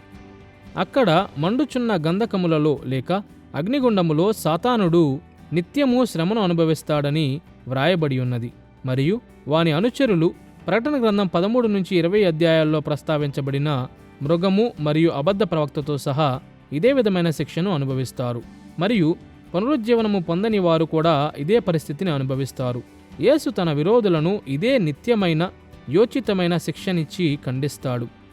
దీనితో పాటుగా వారి పాపములు ఎంత ఎక్కువగా ఉంటే వారు అంత ఎక్కువగా శ్రమను అనుభవిస్తారని మత్తయి సువార్త 11వ అధ్యాయము 23-24 వచనాలు మరియు హెబ్రీ పత్రిక 10వ అధ్యాయము 29వ వచనం వంటి వాక్యభాగములు కూడా బోధిస్తాయి. క్రీస్తు తీసుకున్న నిర్ణయాలలో దుష్టుల కొరకు శాపములు భాగమయ్యున్నాయని చూశాము కాబట్టి నీతిమంతుల మీద ఆయన కురిపించు ఆశీర్వాదములను ఇప్పుడు చూద్దాము. క్రీస్తులో దేవుడు చూపిన కృప కారణముగా యేసు సంపాదించిన నిత్య నిబంధన వాగ్దానములను పునరుజ్జీవము పొందిన వారు పంచుకుంటారు. తన పరిపూర్ణమైన జీవితము, విధేయత గల మరణము మరియు బలమైన పునరుత్థానము ద్వారా క్రీస్తునందు ఉన్నవారు క్రొత్త ఆకాశములు మరియు క్రొత్త భూమిలో పాపక్షమాపణ, నిత్యజీవము వంటి వాటిని పొందుకుంటారు. మరియు ఈ కృపగల వరములతో పాటుగా దేవుడు ముందుగా నిర్ణయించిన మరియు పునరుజ్జీవనము పొందిన వారి జీవితములలో పరిశుద్ధాత్మ సాధించిన సత్క్రియల కొరకు ప్రతిఫలములు కూడా ఇవ్వబడతాయి. ఇందువలనే మత్తయి సువార్త 6వ అధ్యాయం 20వ వచనము, మార్కు సువార్త 10వ అధ్యాయం 21వ వచనము మరియు లూకా సువార్త 12వ అధ్యాయము 33-34 వచనాల వంటి చోట్ల పరలోకములో నిధులను దాచిపెట్టుకొనుట మీద యేసు ఎక్కువ ఉద్ఘాటనను ఉంచాడు. ప్రకటన గ్రంథం 20వ అధ్యాయములో యోహాను చూసిన అంత్య తీర్పును గూర్చిన దర్శనములో ఈ 2 రకముల ఆశీర్వాదములు అనగా వరములు మరియు ప్రతిఫలములు ఉదాహరించబడినవి. ఇదే దర్శనములో దయ్యములు మరియు పునరుజ్జీవనము పొందని వారు అగ్నిగుండములో పడద్రోయబడ్డారు. ప్రకటన గ్రంథం 20వ అధ్యాయము 12-15 వచనాలలో యోహాను ఈ నివేదికను అందించాడు. మరియు గొప్పవారేమి కొద్దివారేమి మృతులైన వారందరూ ఆ సింహాసనము ఎదుట నిలువబడియుండుట చూచితిని. అప్పుడు గ్రంథములు విప్పబడెను మరియు జీవగ్రంథమును వేరొక గ్రంథము విప్పబడెను. ఆ గ్రంథములయందు వ్రాయబడి ఉన్న వాటిని బట్టి తమ క్రియల చొప్పున మృతులు తీర్పు పొందిరి. ఎవని పేరైనను జీవగ్రంథమందు వ్రాయబడినట్టు కనబడని ఎడల వాడు అగ్నిగుండములో పడవేయబడెను. యోహాను చూసిన దర్శనములో మానవులు చేసిన మంచి మరియు చెడు కార్యములను కలిగి ఉన్న అనేక పుస్తకములు ఉన్నాయి. విచారకరముగా ఆ పుస్తకముల ఆధారముగా మాత్రమే తీర్పును పొందిన ప్రతి ఒక్కరూ శిక్షించబడ్డారు. ఎందుకంటే దేవుని ఆశీర్వాదములను సంపాదించుకునే విధముగా ఏ ఒక్కడు కూడా నీతిమంతుడు కాడు. అయితే జీవగ్రంథము అనే ఒక విశేషమైన పుస్తకము ఉన్నది మరియు దానిలో పునరుజ్జీవనము పొందిన వారందరి పేర్లు ఉన్నాయి. ఆ పుస్తకము వారు చేసిన పాపముల కొరకు యేసు మరణ పరిహారమును చెల్లించాడు అని తెలుపు న్యాయ సంబంధమైన నివేదికగా ఉన్నది. కాబట్టి జీవగ్రంథములో పేరు నమోదు చేయబడి ఉన్న ప్రతి ఒక్కరూ వారి జీవితములలో దేవుని ఆత్మ జరిగించిన సత్క్రియలకు కలుగు నిత్య ప్రతిఫలములతో పాటుగా వారు క్షమాపణ మరియు నిత్యజీవము వంటి దేవుని యొక్క కృపగల వరములను కూడా పొందుకుంటారు. అంత్యతీర్పులో అతడు లేక ఆమె చేసిన కార్యముల ద్వారా మాత్రమే తీర్పు పొందిన ప్రతి ఒక్కడూ అగ్నిగుండములో పడద్రోయబడినట్లు శిక్షను పొందుతాడు.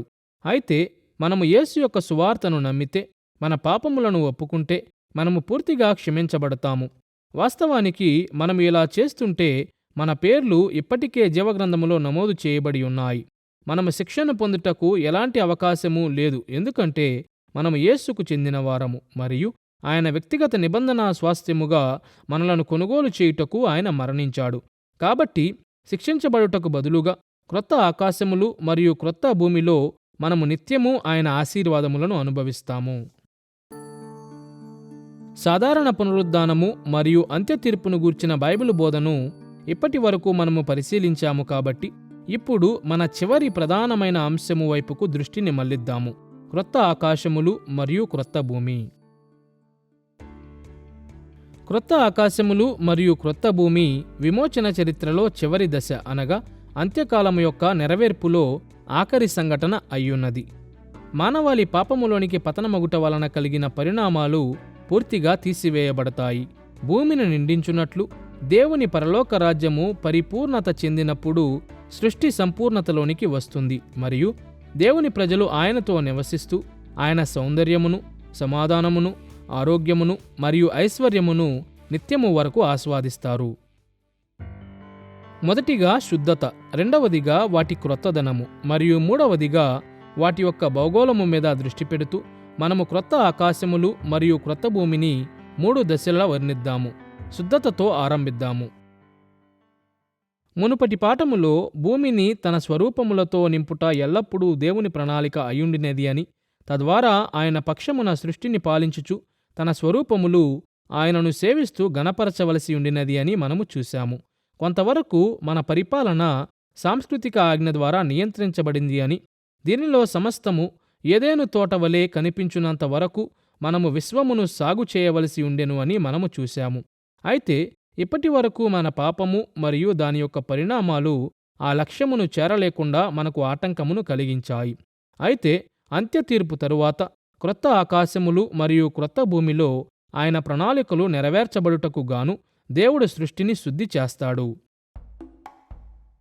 మనము ఇంతకుముందు చూసినట్లు అంత్య తీర్పులో దయ్యములన్నీ మరియు పునరుజ్జీవనము పొందని వారందరూ అగ్నిగుండములో పడద్రోయబడతారు. వారికి ఇవ్వబడు శిక్ష వారు క్రొత్త ఆకాశములు మరియు క్రొత్త భూమిలోనికి ప్రవేశించకుండా చూస్తుంది. అయితే ఇది సృష్టి యొక్క శుద్ధీకరణలో మొదటి భాగము మాత్రమే, ఎందుకంటే ఆకాశములు మరియు భూమి కూడా శుద్ధి చేయబడవలసి ఉన్నవి. పాపం యొక్క పరిణామాలు సృష్టిలోనికి చొచ్చుకునిపోయి దేవుడు ఉద్దేశించిన లోకముగా మారకుండా దానిని నివారించాయి. దీనికి కారణము దేవుడు ఆదాముకి ఇచ్చిన శాపములో కనిపిస్తుంది. ఆదికాండము 3వ అధ్యాయము 17 నుండి 19 వచనాలలో దేవుడు ఈ శాపమును ఇచ్చాడు. నీ నిమిత్తము నేల శపింపబడి ఉన్నది, ప్రయాసముతోనే నీవు బ్రతుకు దినములన్నీయు దాని పంట తిందువు. అది ముండ్ల తుప్పలను గచ్చపొదలను నీకు మొలిపించును. నీవు నేలకు తిరిగి చేరు వరకు నీ ముఖపు చెమట కార్చి ఆహారము తిందువు. అంతేగాక దేవుని శాపము కేవలం వ్యవసాయం మీద మాత్రమే ప్రభావము చూపలేదు. అది నిశ్చయముగా ప్రాకృతిక వైపరీత్యాలు మరియు క్రూర మృగముల దాడులకు కూడా కారణమైంది. అయితే సమస్యలు మరింత లోతుకు చొచ్చుకుపోయాయి అని పౌలు సూచించుచున్నాడు. మరొక మాటలో దేవుడు ఉద్దేశించిన మహిమకరమైన అంత్యస్థితిని సృష్టి యావత్తు చేరలేకపోయింది. కనీసం దేవుడి చరిత్ర యొక్క అంతిమ నెరవేర్పుని తీసుకుని వచ్చు వరకైనా సరే. రోమాపత్రిక 8వ అధ్యాయము 20-21 వచనాలలో పౌలు వ్రాసిన మాటలను వినండి. ఎలయనగా సృష్టి నాశనమునకు లోనైన దాస్యములో నుండి విడిపింపబడి దేవుని పిల్లలు పొందబోవు మహిమగల స్వాతంత్ర్యము పొందుదునను నిరీక్షణగలదై స్వేచ్ఛగా కాక దానిని లోపరిచిన వాని మూలముగా వ్యర్థపరచబడెను. పేతురు లోకం యొక్క భవిష్యత్ శుద్ధీకరణను నోవహు దినములలో సంభవించిన జలప్రళయముతో పోల్చాడు.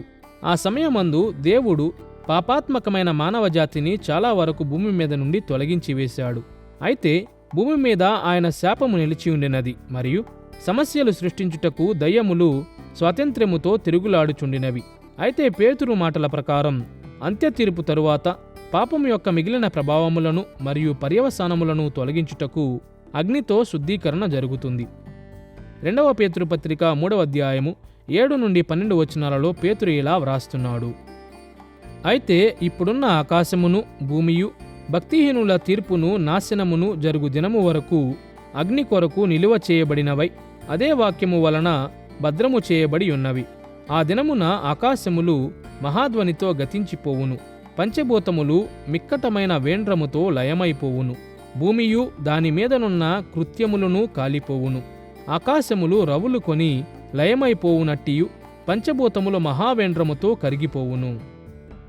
పేతురు ఇచ్చిన వర్ణన ప్రకారం పంచభూతములను నాశనము చేయుటకు దేవుడు అగ్నిని పంపుతాడు. అనేక మంది ఆధునిక పాఠకులు ఈ పదమును భూమి, నీరు మరియు గాలి వంటి లోకములోని భౌతిక భాగములతో అనుసంధానము చేస్తారు. అయితే పంచభూతములు అని అనువదించబడిన గ్రీకు పదమైన స్టోయికే వాస్తవానికి అగ్నిగుండములో నిత్యము వరకు శిక్షించబడు సామాన్య శక్తులను లేక దయ్యపు శక్తులను సంబోధిస్తుంది. గలతీ పత్రిక 4వ అధ్యాయము 3-9 వచనములు, కొలసీ పత్రిక 2వ అధ్యాయం 8వ వచనము మరియు హెబ్రీ పత్రిక 5వ అధ్యాయం 12వ వచనంతో సహా క్రొత్త నిబంధనలో ఇతరి చోట్ల ఈ పదము ఈ విధముగానే ఉపయోగించబడింది. ముఖ్య భావనలో పేతురు భూమిని నివసించుటకు అయోగ్యముగా చేయు అగ్ని ద్వారా శుద్ధీకరణ ప్రక్రియను, లేక అతని మాటలలో కాలిపోవు కాని పాపము లేని భూమిని వర్ణించాడు. సృష్టి వారములో దేవుడు విశ్వమును చేయుటకు మునుపు ఆదికాండం 1వ అధ్యాయం యొక్క ఆరంభములో ఉన్న విధముగా అది కనిపిస్తుంది అని కూడా మనము చెప్పవచ్చు. పేతురు నోవహు కాలములో సంభవించిన జలప్రళయమును గూర్చి మాట్లాడుతున్నాడు. నోవహు కాలములో లోకము నాశనమైన విధముగానే ఈ లోకము కూడా నాశనము చేయబడుతుంది. కాబట్టి ఇక్కడ మనకు 3 లోకముల యొక్క చిత్రము ఉన్నది. జలప్రళయమునకు ముందు నోవహు లోకము, జలప్రళయము తరువాత లోకము మరియు ప్రభువు తిరిగి వచ్చిన తరువాత వచ్చు లోకము. ఈ 3 లోకములు 2 ఉపద్రవములతో కూడిన సన్నివేశముల ద్వారా వ్యత్యాసపరచబడ్డాయి: జలప్రళయం మరియు అగ్నితో నాశనము. అయితే దేవుడు తన లోకమును ఒకేసారి సృజించాడు మరియు అది నేడు ఇక్కడ ఉన్నది. కాబట్టి నోవహు కాలములోని జలప్రళయం లోకమును నాశనము చేయలేదు గాని దానిని కడిగింది. అది దానిని శుద్ధి చేసింది. మరియు శుద్ధీకరణకు సంబంధించిన భాష లేఖనములో చాలా సాధారణముగా ఉపయోగించబడింది. రానున్న లోకమును గురించి మాట్లాడుతూ అది మలాకీలో ఇవ్వబడింది. ఈ విధముగా మాట్లాడుటకు 1 కొరింథీ పత్రికలో పౌలు దానిని ఉపయోగిస్తాడు. కాబట్టి నా ఆలోచన ప్రకారం నోవహు జలప్రళయమును గూర్చిన ఉదాహరణ ద్వారా దేవుడు తన లోకమును నాశనము చేసి మరొక లోకమును తయారు చేస్తాడు అని లేఖన భాగము తెలియజేయుటలేదు గాని ఆయన దానిని శుద్ధి చేయబోతున్నాడు. ఇప్పుడు అది ఒక విప్లవాత్మకమైన శుద్ధీకరణ అవుతుంది. ఆయన వచ్చి చెత్తను ఏరడుగాని అది సంపూర్ణమైన నాశనముగా కూడా ఉండదు. క్రొత్త ఆకాశములు మరియు క్రొత్త భూమి యొక్క శుద్ధతను మనం ఇప్పటి వరకు వర్ణించాము కాబట్టి ఇప్పుడు వాటి యొక్క క్రొత్తదనమును చూద్దాము. క్రొత్త ఆకాశము క్రొత్త భూమి అను మాట మొట్టమొదటిసారిగా యెషయా గ్రంథం 65వ అధ్యాయం 17వ వచనములో ప్రత్యక్షమవుతుంది. మరియు క్రొత్త ఆకాశములు మరియు క్రొత్త భూమి అను మాట యెషయా గ్రంథం 66వ అధ్యాయం 22వ వచనములో కూడా కనిపిస్తుంది. ఈ 2 వచనాలలో క్రొత్త అను మాటకు హెబ్రీ పదము కదేష్ అనగా సరికొత్త అని కావచ్చు, లేక సులభముగా నూతనపరచబడిన అని కూడా కావచ్చు. అయితే యెషయా యొక్క నేపథ్యములో దీని అర్థము నూతనపరచబడిన అయ్యున్నది. యెషయా గ్రంథము 65వ అధ్యాయము 17 నుండి 19 వచనాలలోని మాటలను వినండి. ఇదిగో నేను క్రొత్త ఆకాశమును క్రొత్త భూమిని సృజించుచున్నాను. మునుపటివి మరువబడును, జ్ఞాపకమునకు రావు. నేను యెరూషలేమును ఆనందకరమైన స్థలముగాను ఆమె ప్రజలను హర్షించు వారినిగాను సృజించుచున్నాను. నేను యెరూషలేమును గూర్చి ఆనందించెదను, నా జనులను గూర్చి హర్షించెదను. రోదన ధ్వనియు విలాపధ్వనియు దానిలో ఇకను వినబడవు. క్రొత్త ఆకాశములు మరియు క్రొత్త భూమిలో నూతనముగా సృష్టించబడిన యెరూషలేము ఉంటుంది అను విషయమును గమనించండి. అయితే ఆ యెరూషలేము యెషయా పరిచర్య చేసిన కాలములోని ప్రజలకు అంగలార్చుచూ ఉండిన మరియు విలపించుచుండిన అదే యెరూషలేము అయ్యుంటుంది. అంతేగాక దేవుడు తన ప్రజలను సంతోషకారణంగా ఉండుటకు సృజించబోతున్నాడు, అనగా ఆయన వారి జీవితములను పూర్తిగా మార్చబోతున్నాడు. కానీ ఆయన సరిక్రొత్త ప్రజలను సృజించబోవుట లేదు.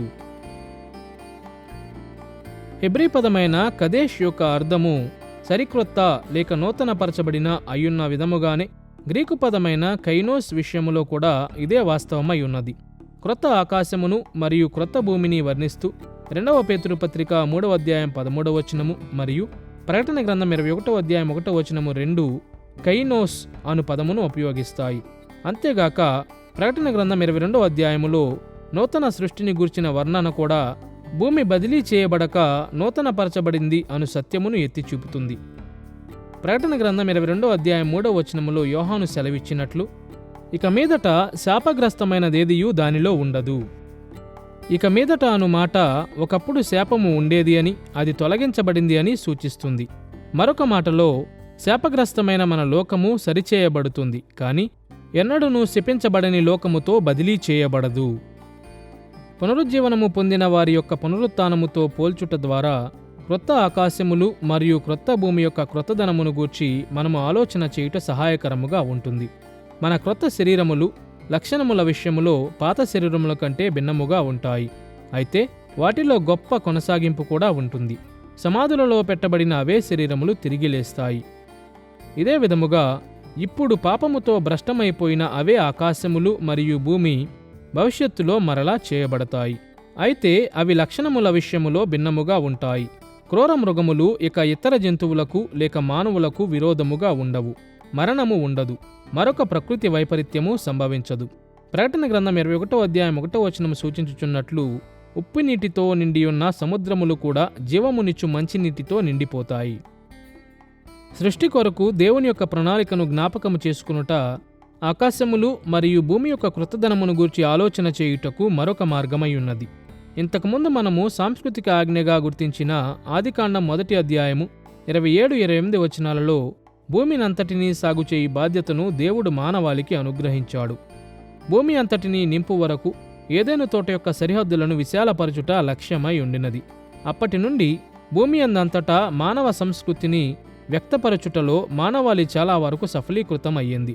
అయితే మన పాపపు స్వభావము కారణముగా మనము నిర్మించిన సంస్కృతి ఏదెనులోని పరదైసును పోలిలేదు. కాబట్టి దేవుడు భూమిని నూతనపరిచినప్పుడు ఆయన ముందుగా మానవాళి యొక్క పాపపు కార్యమును తుడిచివేస్తాడు మరియు దాని స్థానములో ఆయన ఎల్లప్పుడూ ఉద్దేశించిన విశ్వవ్యాప్త తోటను స్థాపిస్తాడు. క్రైస్తవులు సృష్టిని గూర్చి ఆలోచన చేయునప్పుడు వారు చాలాసార్లు కొన్ని విషాదకరమైన తప్పిదములను చేస్తారు. సృష్టిలోని ఈ లోకములో మన జీవితములను గూర్చి మనము ఆలోచన చేస్తాము మరియు మనము ఈ లోకము విడిచి వెళ్ళుటయే రక్షణ అయ్యున్నదని మనము ఆలోచిస్తాము. మనం ఈ లోకమును గూర్చి మరియు దానిలోని సమస్యలన్నింటిని గూర్చి ఆలోచన చేయునప్పుడు యుగసమాప్తిలో దేవుడు ఈ సృష్టిని నాశనము చేసి మనకు పరలోకములో మరొక జీవితమును అనుగ్రహిస్తాడు అని ఆలోచన చేస్తాము. కాబట్టి చారిత్రకముగా క్రైస్తవులు తమను తాము సృష్టి నుండి వేరుపరుచుకున్నారు. దీనిని గూర్చి మనము మరింత బైబిలు ఆధారమైన విధముగా ఆలోచన చేయాలి. దేవుడు తన సృష్టిని ప్రేమించుచున్నాడు. ఆయన తన సృష్టికి కట్టుబడి ఉన్నాడు. ఈ సృష్టి ఆయన కాలారంభములో ఊహించుకొనినది అయ్యున్నది. కాబట్టి సృష్టిని పునర్నిర్మించుట ఈ లోకములో ఆయన పని అయ్యున్నది. అది సృష్టి యొక్క పునరుద్ధరణ అయ్యున్నది. కాబట్టి యుగసమాప్తిలో క్రొత్త ఆకాశము మరియు క్రొత్త భూమి ఉంటాయి అనున్నది వాగ్దానము అయినట్లయితే ఈ భూమి తీసి పారవేయబడుతుంది అని దీని అర్థము కాదు. ఈ భూమి నూతనపరచబడుతుంది. కాబట్టి క్రీస్తు అనుచరునిగా తన సృష్టి పట్ల దేవుడు కలిగి ఉన్న ఆసక్తిలో నేను పాలు పంచుకోవాలని కోరుచున్నాను మరియు ఆదియందు దేవుడు ఈ లోకము కొరకు ఉద్దేశించిన సౌందర్యము, మహిమ మరియు అద్భుతముతో మరలా నింపబడుట కొరకు నేను ఎదురుచూచుచున్నాను. వాటి శుద్ధత మరియు క్రొత్తదనము దృష్ట్యా క్రొత్త ఆకాశములు మరియు క్రొత్త భూమిని మనము చూశాము. కాబట్టి ఇప్పుడు వాటి యొక్క భౌగోళమును క్లుప్తముగా చూద్దాము. క్రొత్త ఆకాశములు మరియు క్రొత్త భూమి యొక్క భౌగోళములో కనీసము 2 విషయములు చూడదగినవి. మొదటిగా అవి ఒకే ఐక్యరాజ్యముగా ఉన్నాయి. వేదాంతవేత్తలు ప్రాకృతిక రాజ్యము అని పిలచు వస్తు ప్రపంచమును దేవుడు సృజించుటకు ముందు ఆయన ఆశ్చర్యకరమైన రాజ్యమైన పరలోకమును సృజించి దానిని పాలించాడు. ఆశ్చర్యకరమైన రాజ్యము దేవదూతలు మరియు దయ్యములు నివసించిన ఆత్మీయ లోకమై ఉన్నది. ఇది ప్రాకృతిక లోకముతో పాటుగా ఉనికిలో ఉంటుంది మరియు దేవుడు అనుమతించిన విధముగా జీవులు ఈ 2 రాజ్యముల మధ్య వచ్చిపోతూ ఉండవచ్చు. ఉదాహరణకు మనము మరణించినప్పుడు మన ప్రాణములు ఆశ్చర్యకరమైన రాజ్యములోనికి ప్రవేశిస్తాయి మరియు దేవదూతలు మరియు దయ్యములు ప్రాకృతిక లోకమును అనేక విధములుగా ప్రభావితము చేస్తాయి. అయితే ఈ పాఠములన్నిటిలో మనము ప్రస్తావించినట్లు ప్రాకృతిక లోకము తన ఆశ్చర్యకరమైన పరలోక రాజ్యము యొక్క విస్తరణగా ఉండాలనే లక్ష్యమును దేవుడు ఎల్లప్పుడూ కలిగి ఉన్నాడు. మత్తయి సువార్త 6వ అధ్యాయము 9-10 వచనాలలో ఉన్న పరలోక ప్రార్థనను వినండి. పరలోకమందున్న మా తండ్రి, నీ నామము పరిశుద్ధపరచబడుగాక, నీ రాజ్యము వచ్చుగాక, నీ చిత్తము పరలోకమందు నెరవేరుచున్నట్లు భూమి అందును నెరవేరునుగాక. తన పరలోక రాజ్యమును భూమి మీదకి తీసుకుని వచ్చి పరలోకము ఆయనకు విధేయత చూపునట్లు భూమిని కూడా సంపూర్ణముగా విధేయత కలిగినదిగా చేయమని దేవునికి ప్రార్థించమని యేసు తన శిష్యులకు నేర్పించాడు. సులభమైన మాటలలో తన ఆశ్చర్యకరమైన పరలోక రాజ్యమును భూమి మీద ఉన్న ప్రాకృతిక రాజ్యము అంతటా వ్యాపింపజేయునట్లు దేవునికి ప్రార్థించమని మనకు నేర్పబడింది. మునుపటి కాలములో మోషే మందిరములోని అతి పరిశుద్ధ స్థలము మరియు తరువాత దేవాలయం వంటి కొన్ని విశేషమైన స్థలములలో మాత్రమే ఆకాశము భూమితో కలిసేటట్లు దేవుడు అనుమతించేవాడు. హెబ్రీ పత్రిక 8వ అధ్యాయం 5వ వచనములో మనము చదువునట్లు, మోషే గుడారము అమర్చబోయినప్పుడు కొండ మీద నీకు చూపబడిన మాదిరి చొప్పున సమస్తమును చేయుటకు జాగ్రత్త పడుము అని దేవుని చేత హెచ్చరింపబడిన ప్రకారము ఈ యాజకులు పరలోక సంబంధమగు వస్తువుల ఛాయారూపకమైన గుడారమునందు సేవ చేయుదురు. మందిరములో మరియు దేవాలయములో అతి పరిశుద్ధ స్థలములు దేవుని పరలోక సింహాసనము ఉన్న గదికి నమూనాలుగా ఉన్నాయి. ఎందుకంటే ఆకాశము మరియు భూమి కలుసుకున్న స్థలము ఇదే. అతి పరిశుద్ధ స్థలములు ఒకే సమయములో ఆకాశములోను భూమి మీదనూ ఉన్నాయి. మరియు లేవియకాండం 16వ అధ్యాయం 2వ వచనం ప్రకారం అవి దేవుని యొక్క సముఖపు సన్నిధిని ప్రజలకు అందుబాటులో ఉంచేవి. కాబట్టి దేవుడు ఆజ్ఞాపించిన విధముగానే వాటిలో ప్రయాణించుట శ్రేయస్కరముగా ఉండేది. ఇది యెషయా గ్రంథం 6వ అధ్యాయం 1వ వచనములో యెషయా యొక్క దర్శనమును కూడా వివరిస్తుంది. అక్కడ అతడు పరలోక సింహాసనమునందు ఆసీనుడైన దేవుని చూశాడు మరియు దేవుని అంగీ యొక్క అంచులు భూలోక దేవాలయమును నింపియుండినవి. అయితే క్రొత్త ఆకాశములు మరియు క్రొత్త భూమిలో దేవుడు తన పరలోక సింహాసనమును భూమి మీద స్థాపిస్తాడు. ప్రకటన గ్రంథం 21వ అధ్యాయం 1 నుండి 5 వచనములు మరియు 22వ అధ్యాయం 1 నుంచి 3 వచనాలలో ఇది స్పష్టముగా కనిపిస్తుంది.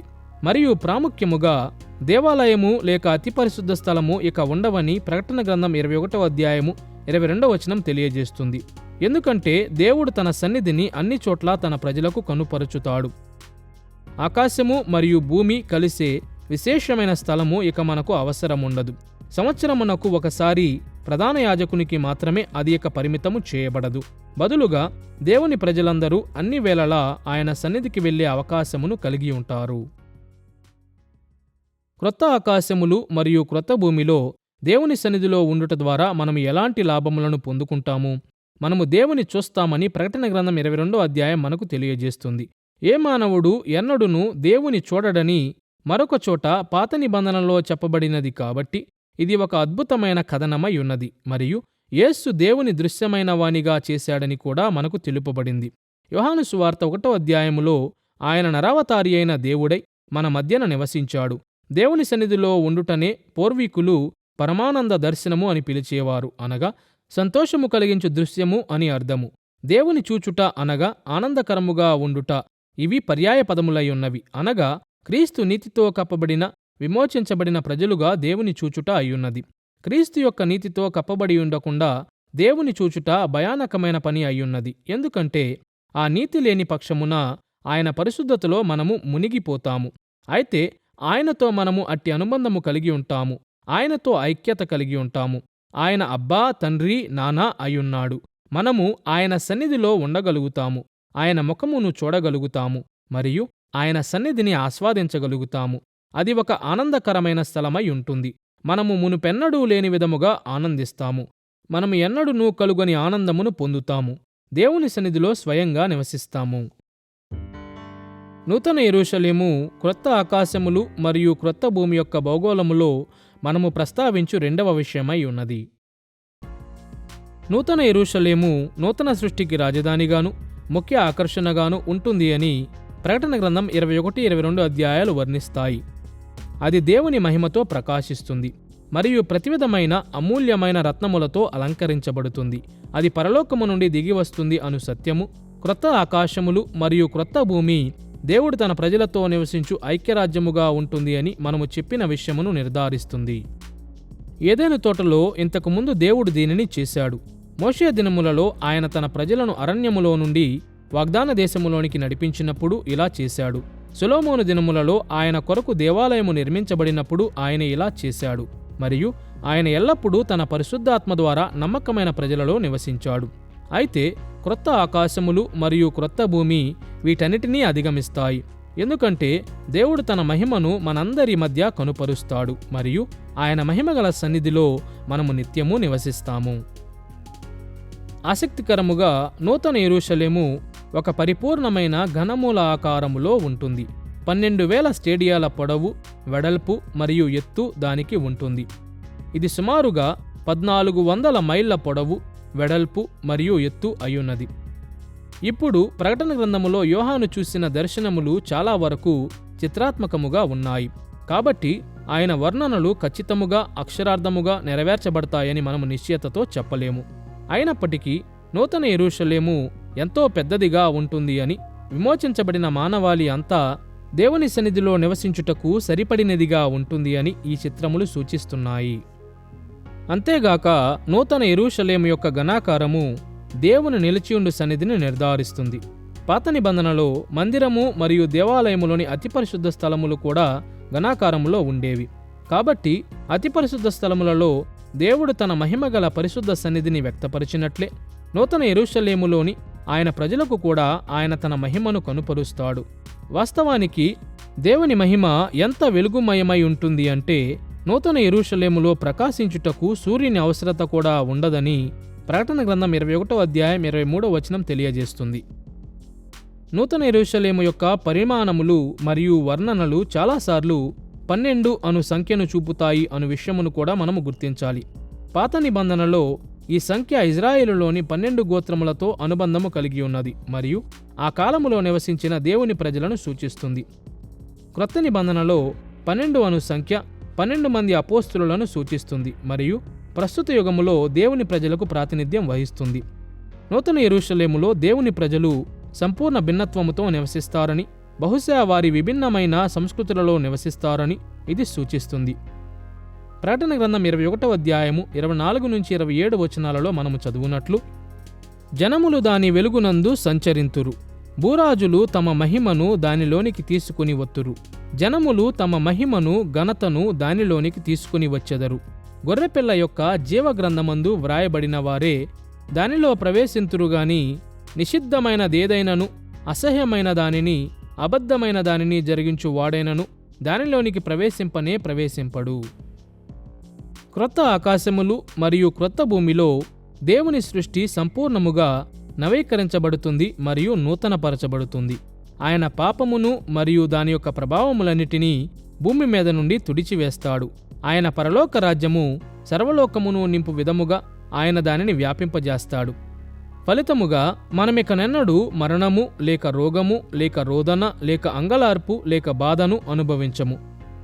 అయితే క్రొత్త ఆకాశములు మరియు క్రొత్త భూమి యొక్క మహిమ మాత్రమే పరిపూర్ణమైన లోకమై ఉండదు. మనము దేవుని సన్నిధిలో పూర్ణ శాంతితోనూ సహవాసముతోనూ నిత్యము నివసిస్తాము అనున్నది అతి గొప్ప ఆశీర్వాదమై ఉంటుంది. క్రొత్త ఆకాశములు మరియు క్రొత్త భూమిని గూర్చి లేఖన బోధనలు నేటి క్రైస్తవులను కొన్నిసార్లు నిర్గాంతతకు గురిచేస్తాయి. ఎందుకంటే మనము మరణించి పరలోకమునకు వెళ్తామని వారు చాలాసార్లు ఆలోచిస్తారు మరియు అక్కడ శరీరము లేకుండా మేఘముల మీద గాలిలో తేలుతూ జీవిస్తామని భావిస్తారు. అయితే వాస్తవానికి క్రొత్త భూమి మరియు క్రొత్త ఆకాశము సృష్టించబడతాయని, నూతన సృష్టిలో మానవ శరీరక ఉనికిని గుర్తిస్తామని బైబిల్ స్పష్టముగా బోధిస్తుంది. పాపం ఇక ఉండదు, రోదన ఇక ఉండదు, ఈ నూతన సృష్టిలో ఇక మరణము ఉండదు. అయితే నీ రాజ్యము వచ్చునుగాక, పరలోకమందు నెరవేరునట్లు భూమి అందును నెరవేరునుగాక అని ప్రార్థించమని యేసు మనకు బోధించినప్పుడు, క్రొత్త ఆకాశము మరియు క్రొత్త భూమి కొరకు మనము పనిచేయుట ఇప్పటి నుండి ఆరంభించాలి అనే ఆకాంక్ష అయ్యున్నది. అయితే యేసు తిరిగి వచ్చినప్పుడు ఈ కార్యము నెరవేర్చబడుతుంది అని యేసు నిశ్చయతనిచ్చాడు. యుగ సమాప్తిని గుర్చిన ఈ పాఠములో యుగాంత శాస్త్రములోని 3 ముఖ్యమైన అంశములను మనం పరీక్షించాము. ఆదిమ సిద్ధాంతిక వివాదములు, దేవుని అధికారము మరియు సృష్టి మీద మరియు మానవుల మీద పునరుత్థానము యొక్క ప్రభావము దృష్ట్యా మృతుల పునరుద్ధానమును మనము చూశాము. న్యాయాధిపతిగా యేసును, ఆయన తీర్పు తీర్చు సమూహములను, ఆయన సమీక్షించు రుజువును మరియు ఆయన తీసుకున్న నిర్ణయములను చూస్తూ మనము అంత్య తీర్పును అధ్యయనం చేశాము. శుద్ధత, క్రొత్తదనము మరియు భౌగోళము దృష్ట్యా క్రొత్త ఆకాశములు మరియు క్రొత్త భూమిని మనము పరిగణించాము. ఈ పాఠ్యక్రమములో యుగాంత శాస్త్ర సిద్ధాంతములోని అనేక విషయములను మనము విశదీకరించాము. దేవుడు సర్వసృష్టికి రాజు మరియు ప్రభువయ్యున్నాడు అని మనము చూశాము. పునరుజ్జీవనము పొందిన మరియు పునరుజ్జీవనము పొందని మానవులుగా మన జీవితముల మీద ఆయన సత్యం యొక్క పర్యవసానములను మనము చూశాము. ఆయన నిరాటంకముగా చరిత్రను దాని యొక్క అంతిమ లక్ష్యము వైపుకు నడిపించుచున్నాడు అని మనము నేర్చుకున్నాము. క్రొత్త ఆకాశములు మరియు క్రొత్త భూమిలో క్రీస్తు మెస్సియ రాజ్యం యొక్క నెరవేర్పు. క్రీస్తు అంత్య తీర్పునందు పరిపూర్ణమైన న్యాయమును జరిగిస్తాడు కాబట్టి అవును, కొందరు బాధితులు ఉంటారు. అయితే దీని యొక్క ఫలితము దేవునికి మహిమను తెస్తుంది మరియు మనము ఆయన సన్నిధిలో నిత్యము నివసించుచుండగా మనకు లెక్కింపజాలని దీవెనలను కలిగిస్తుంది.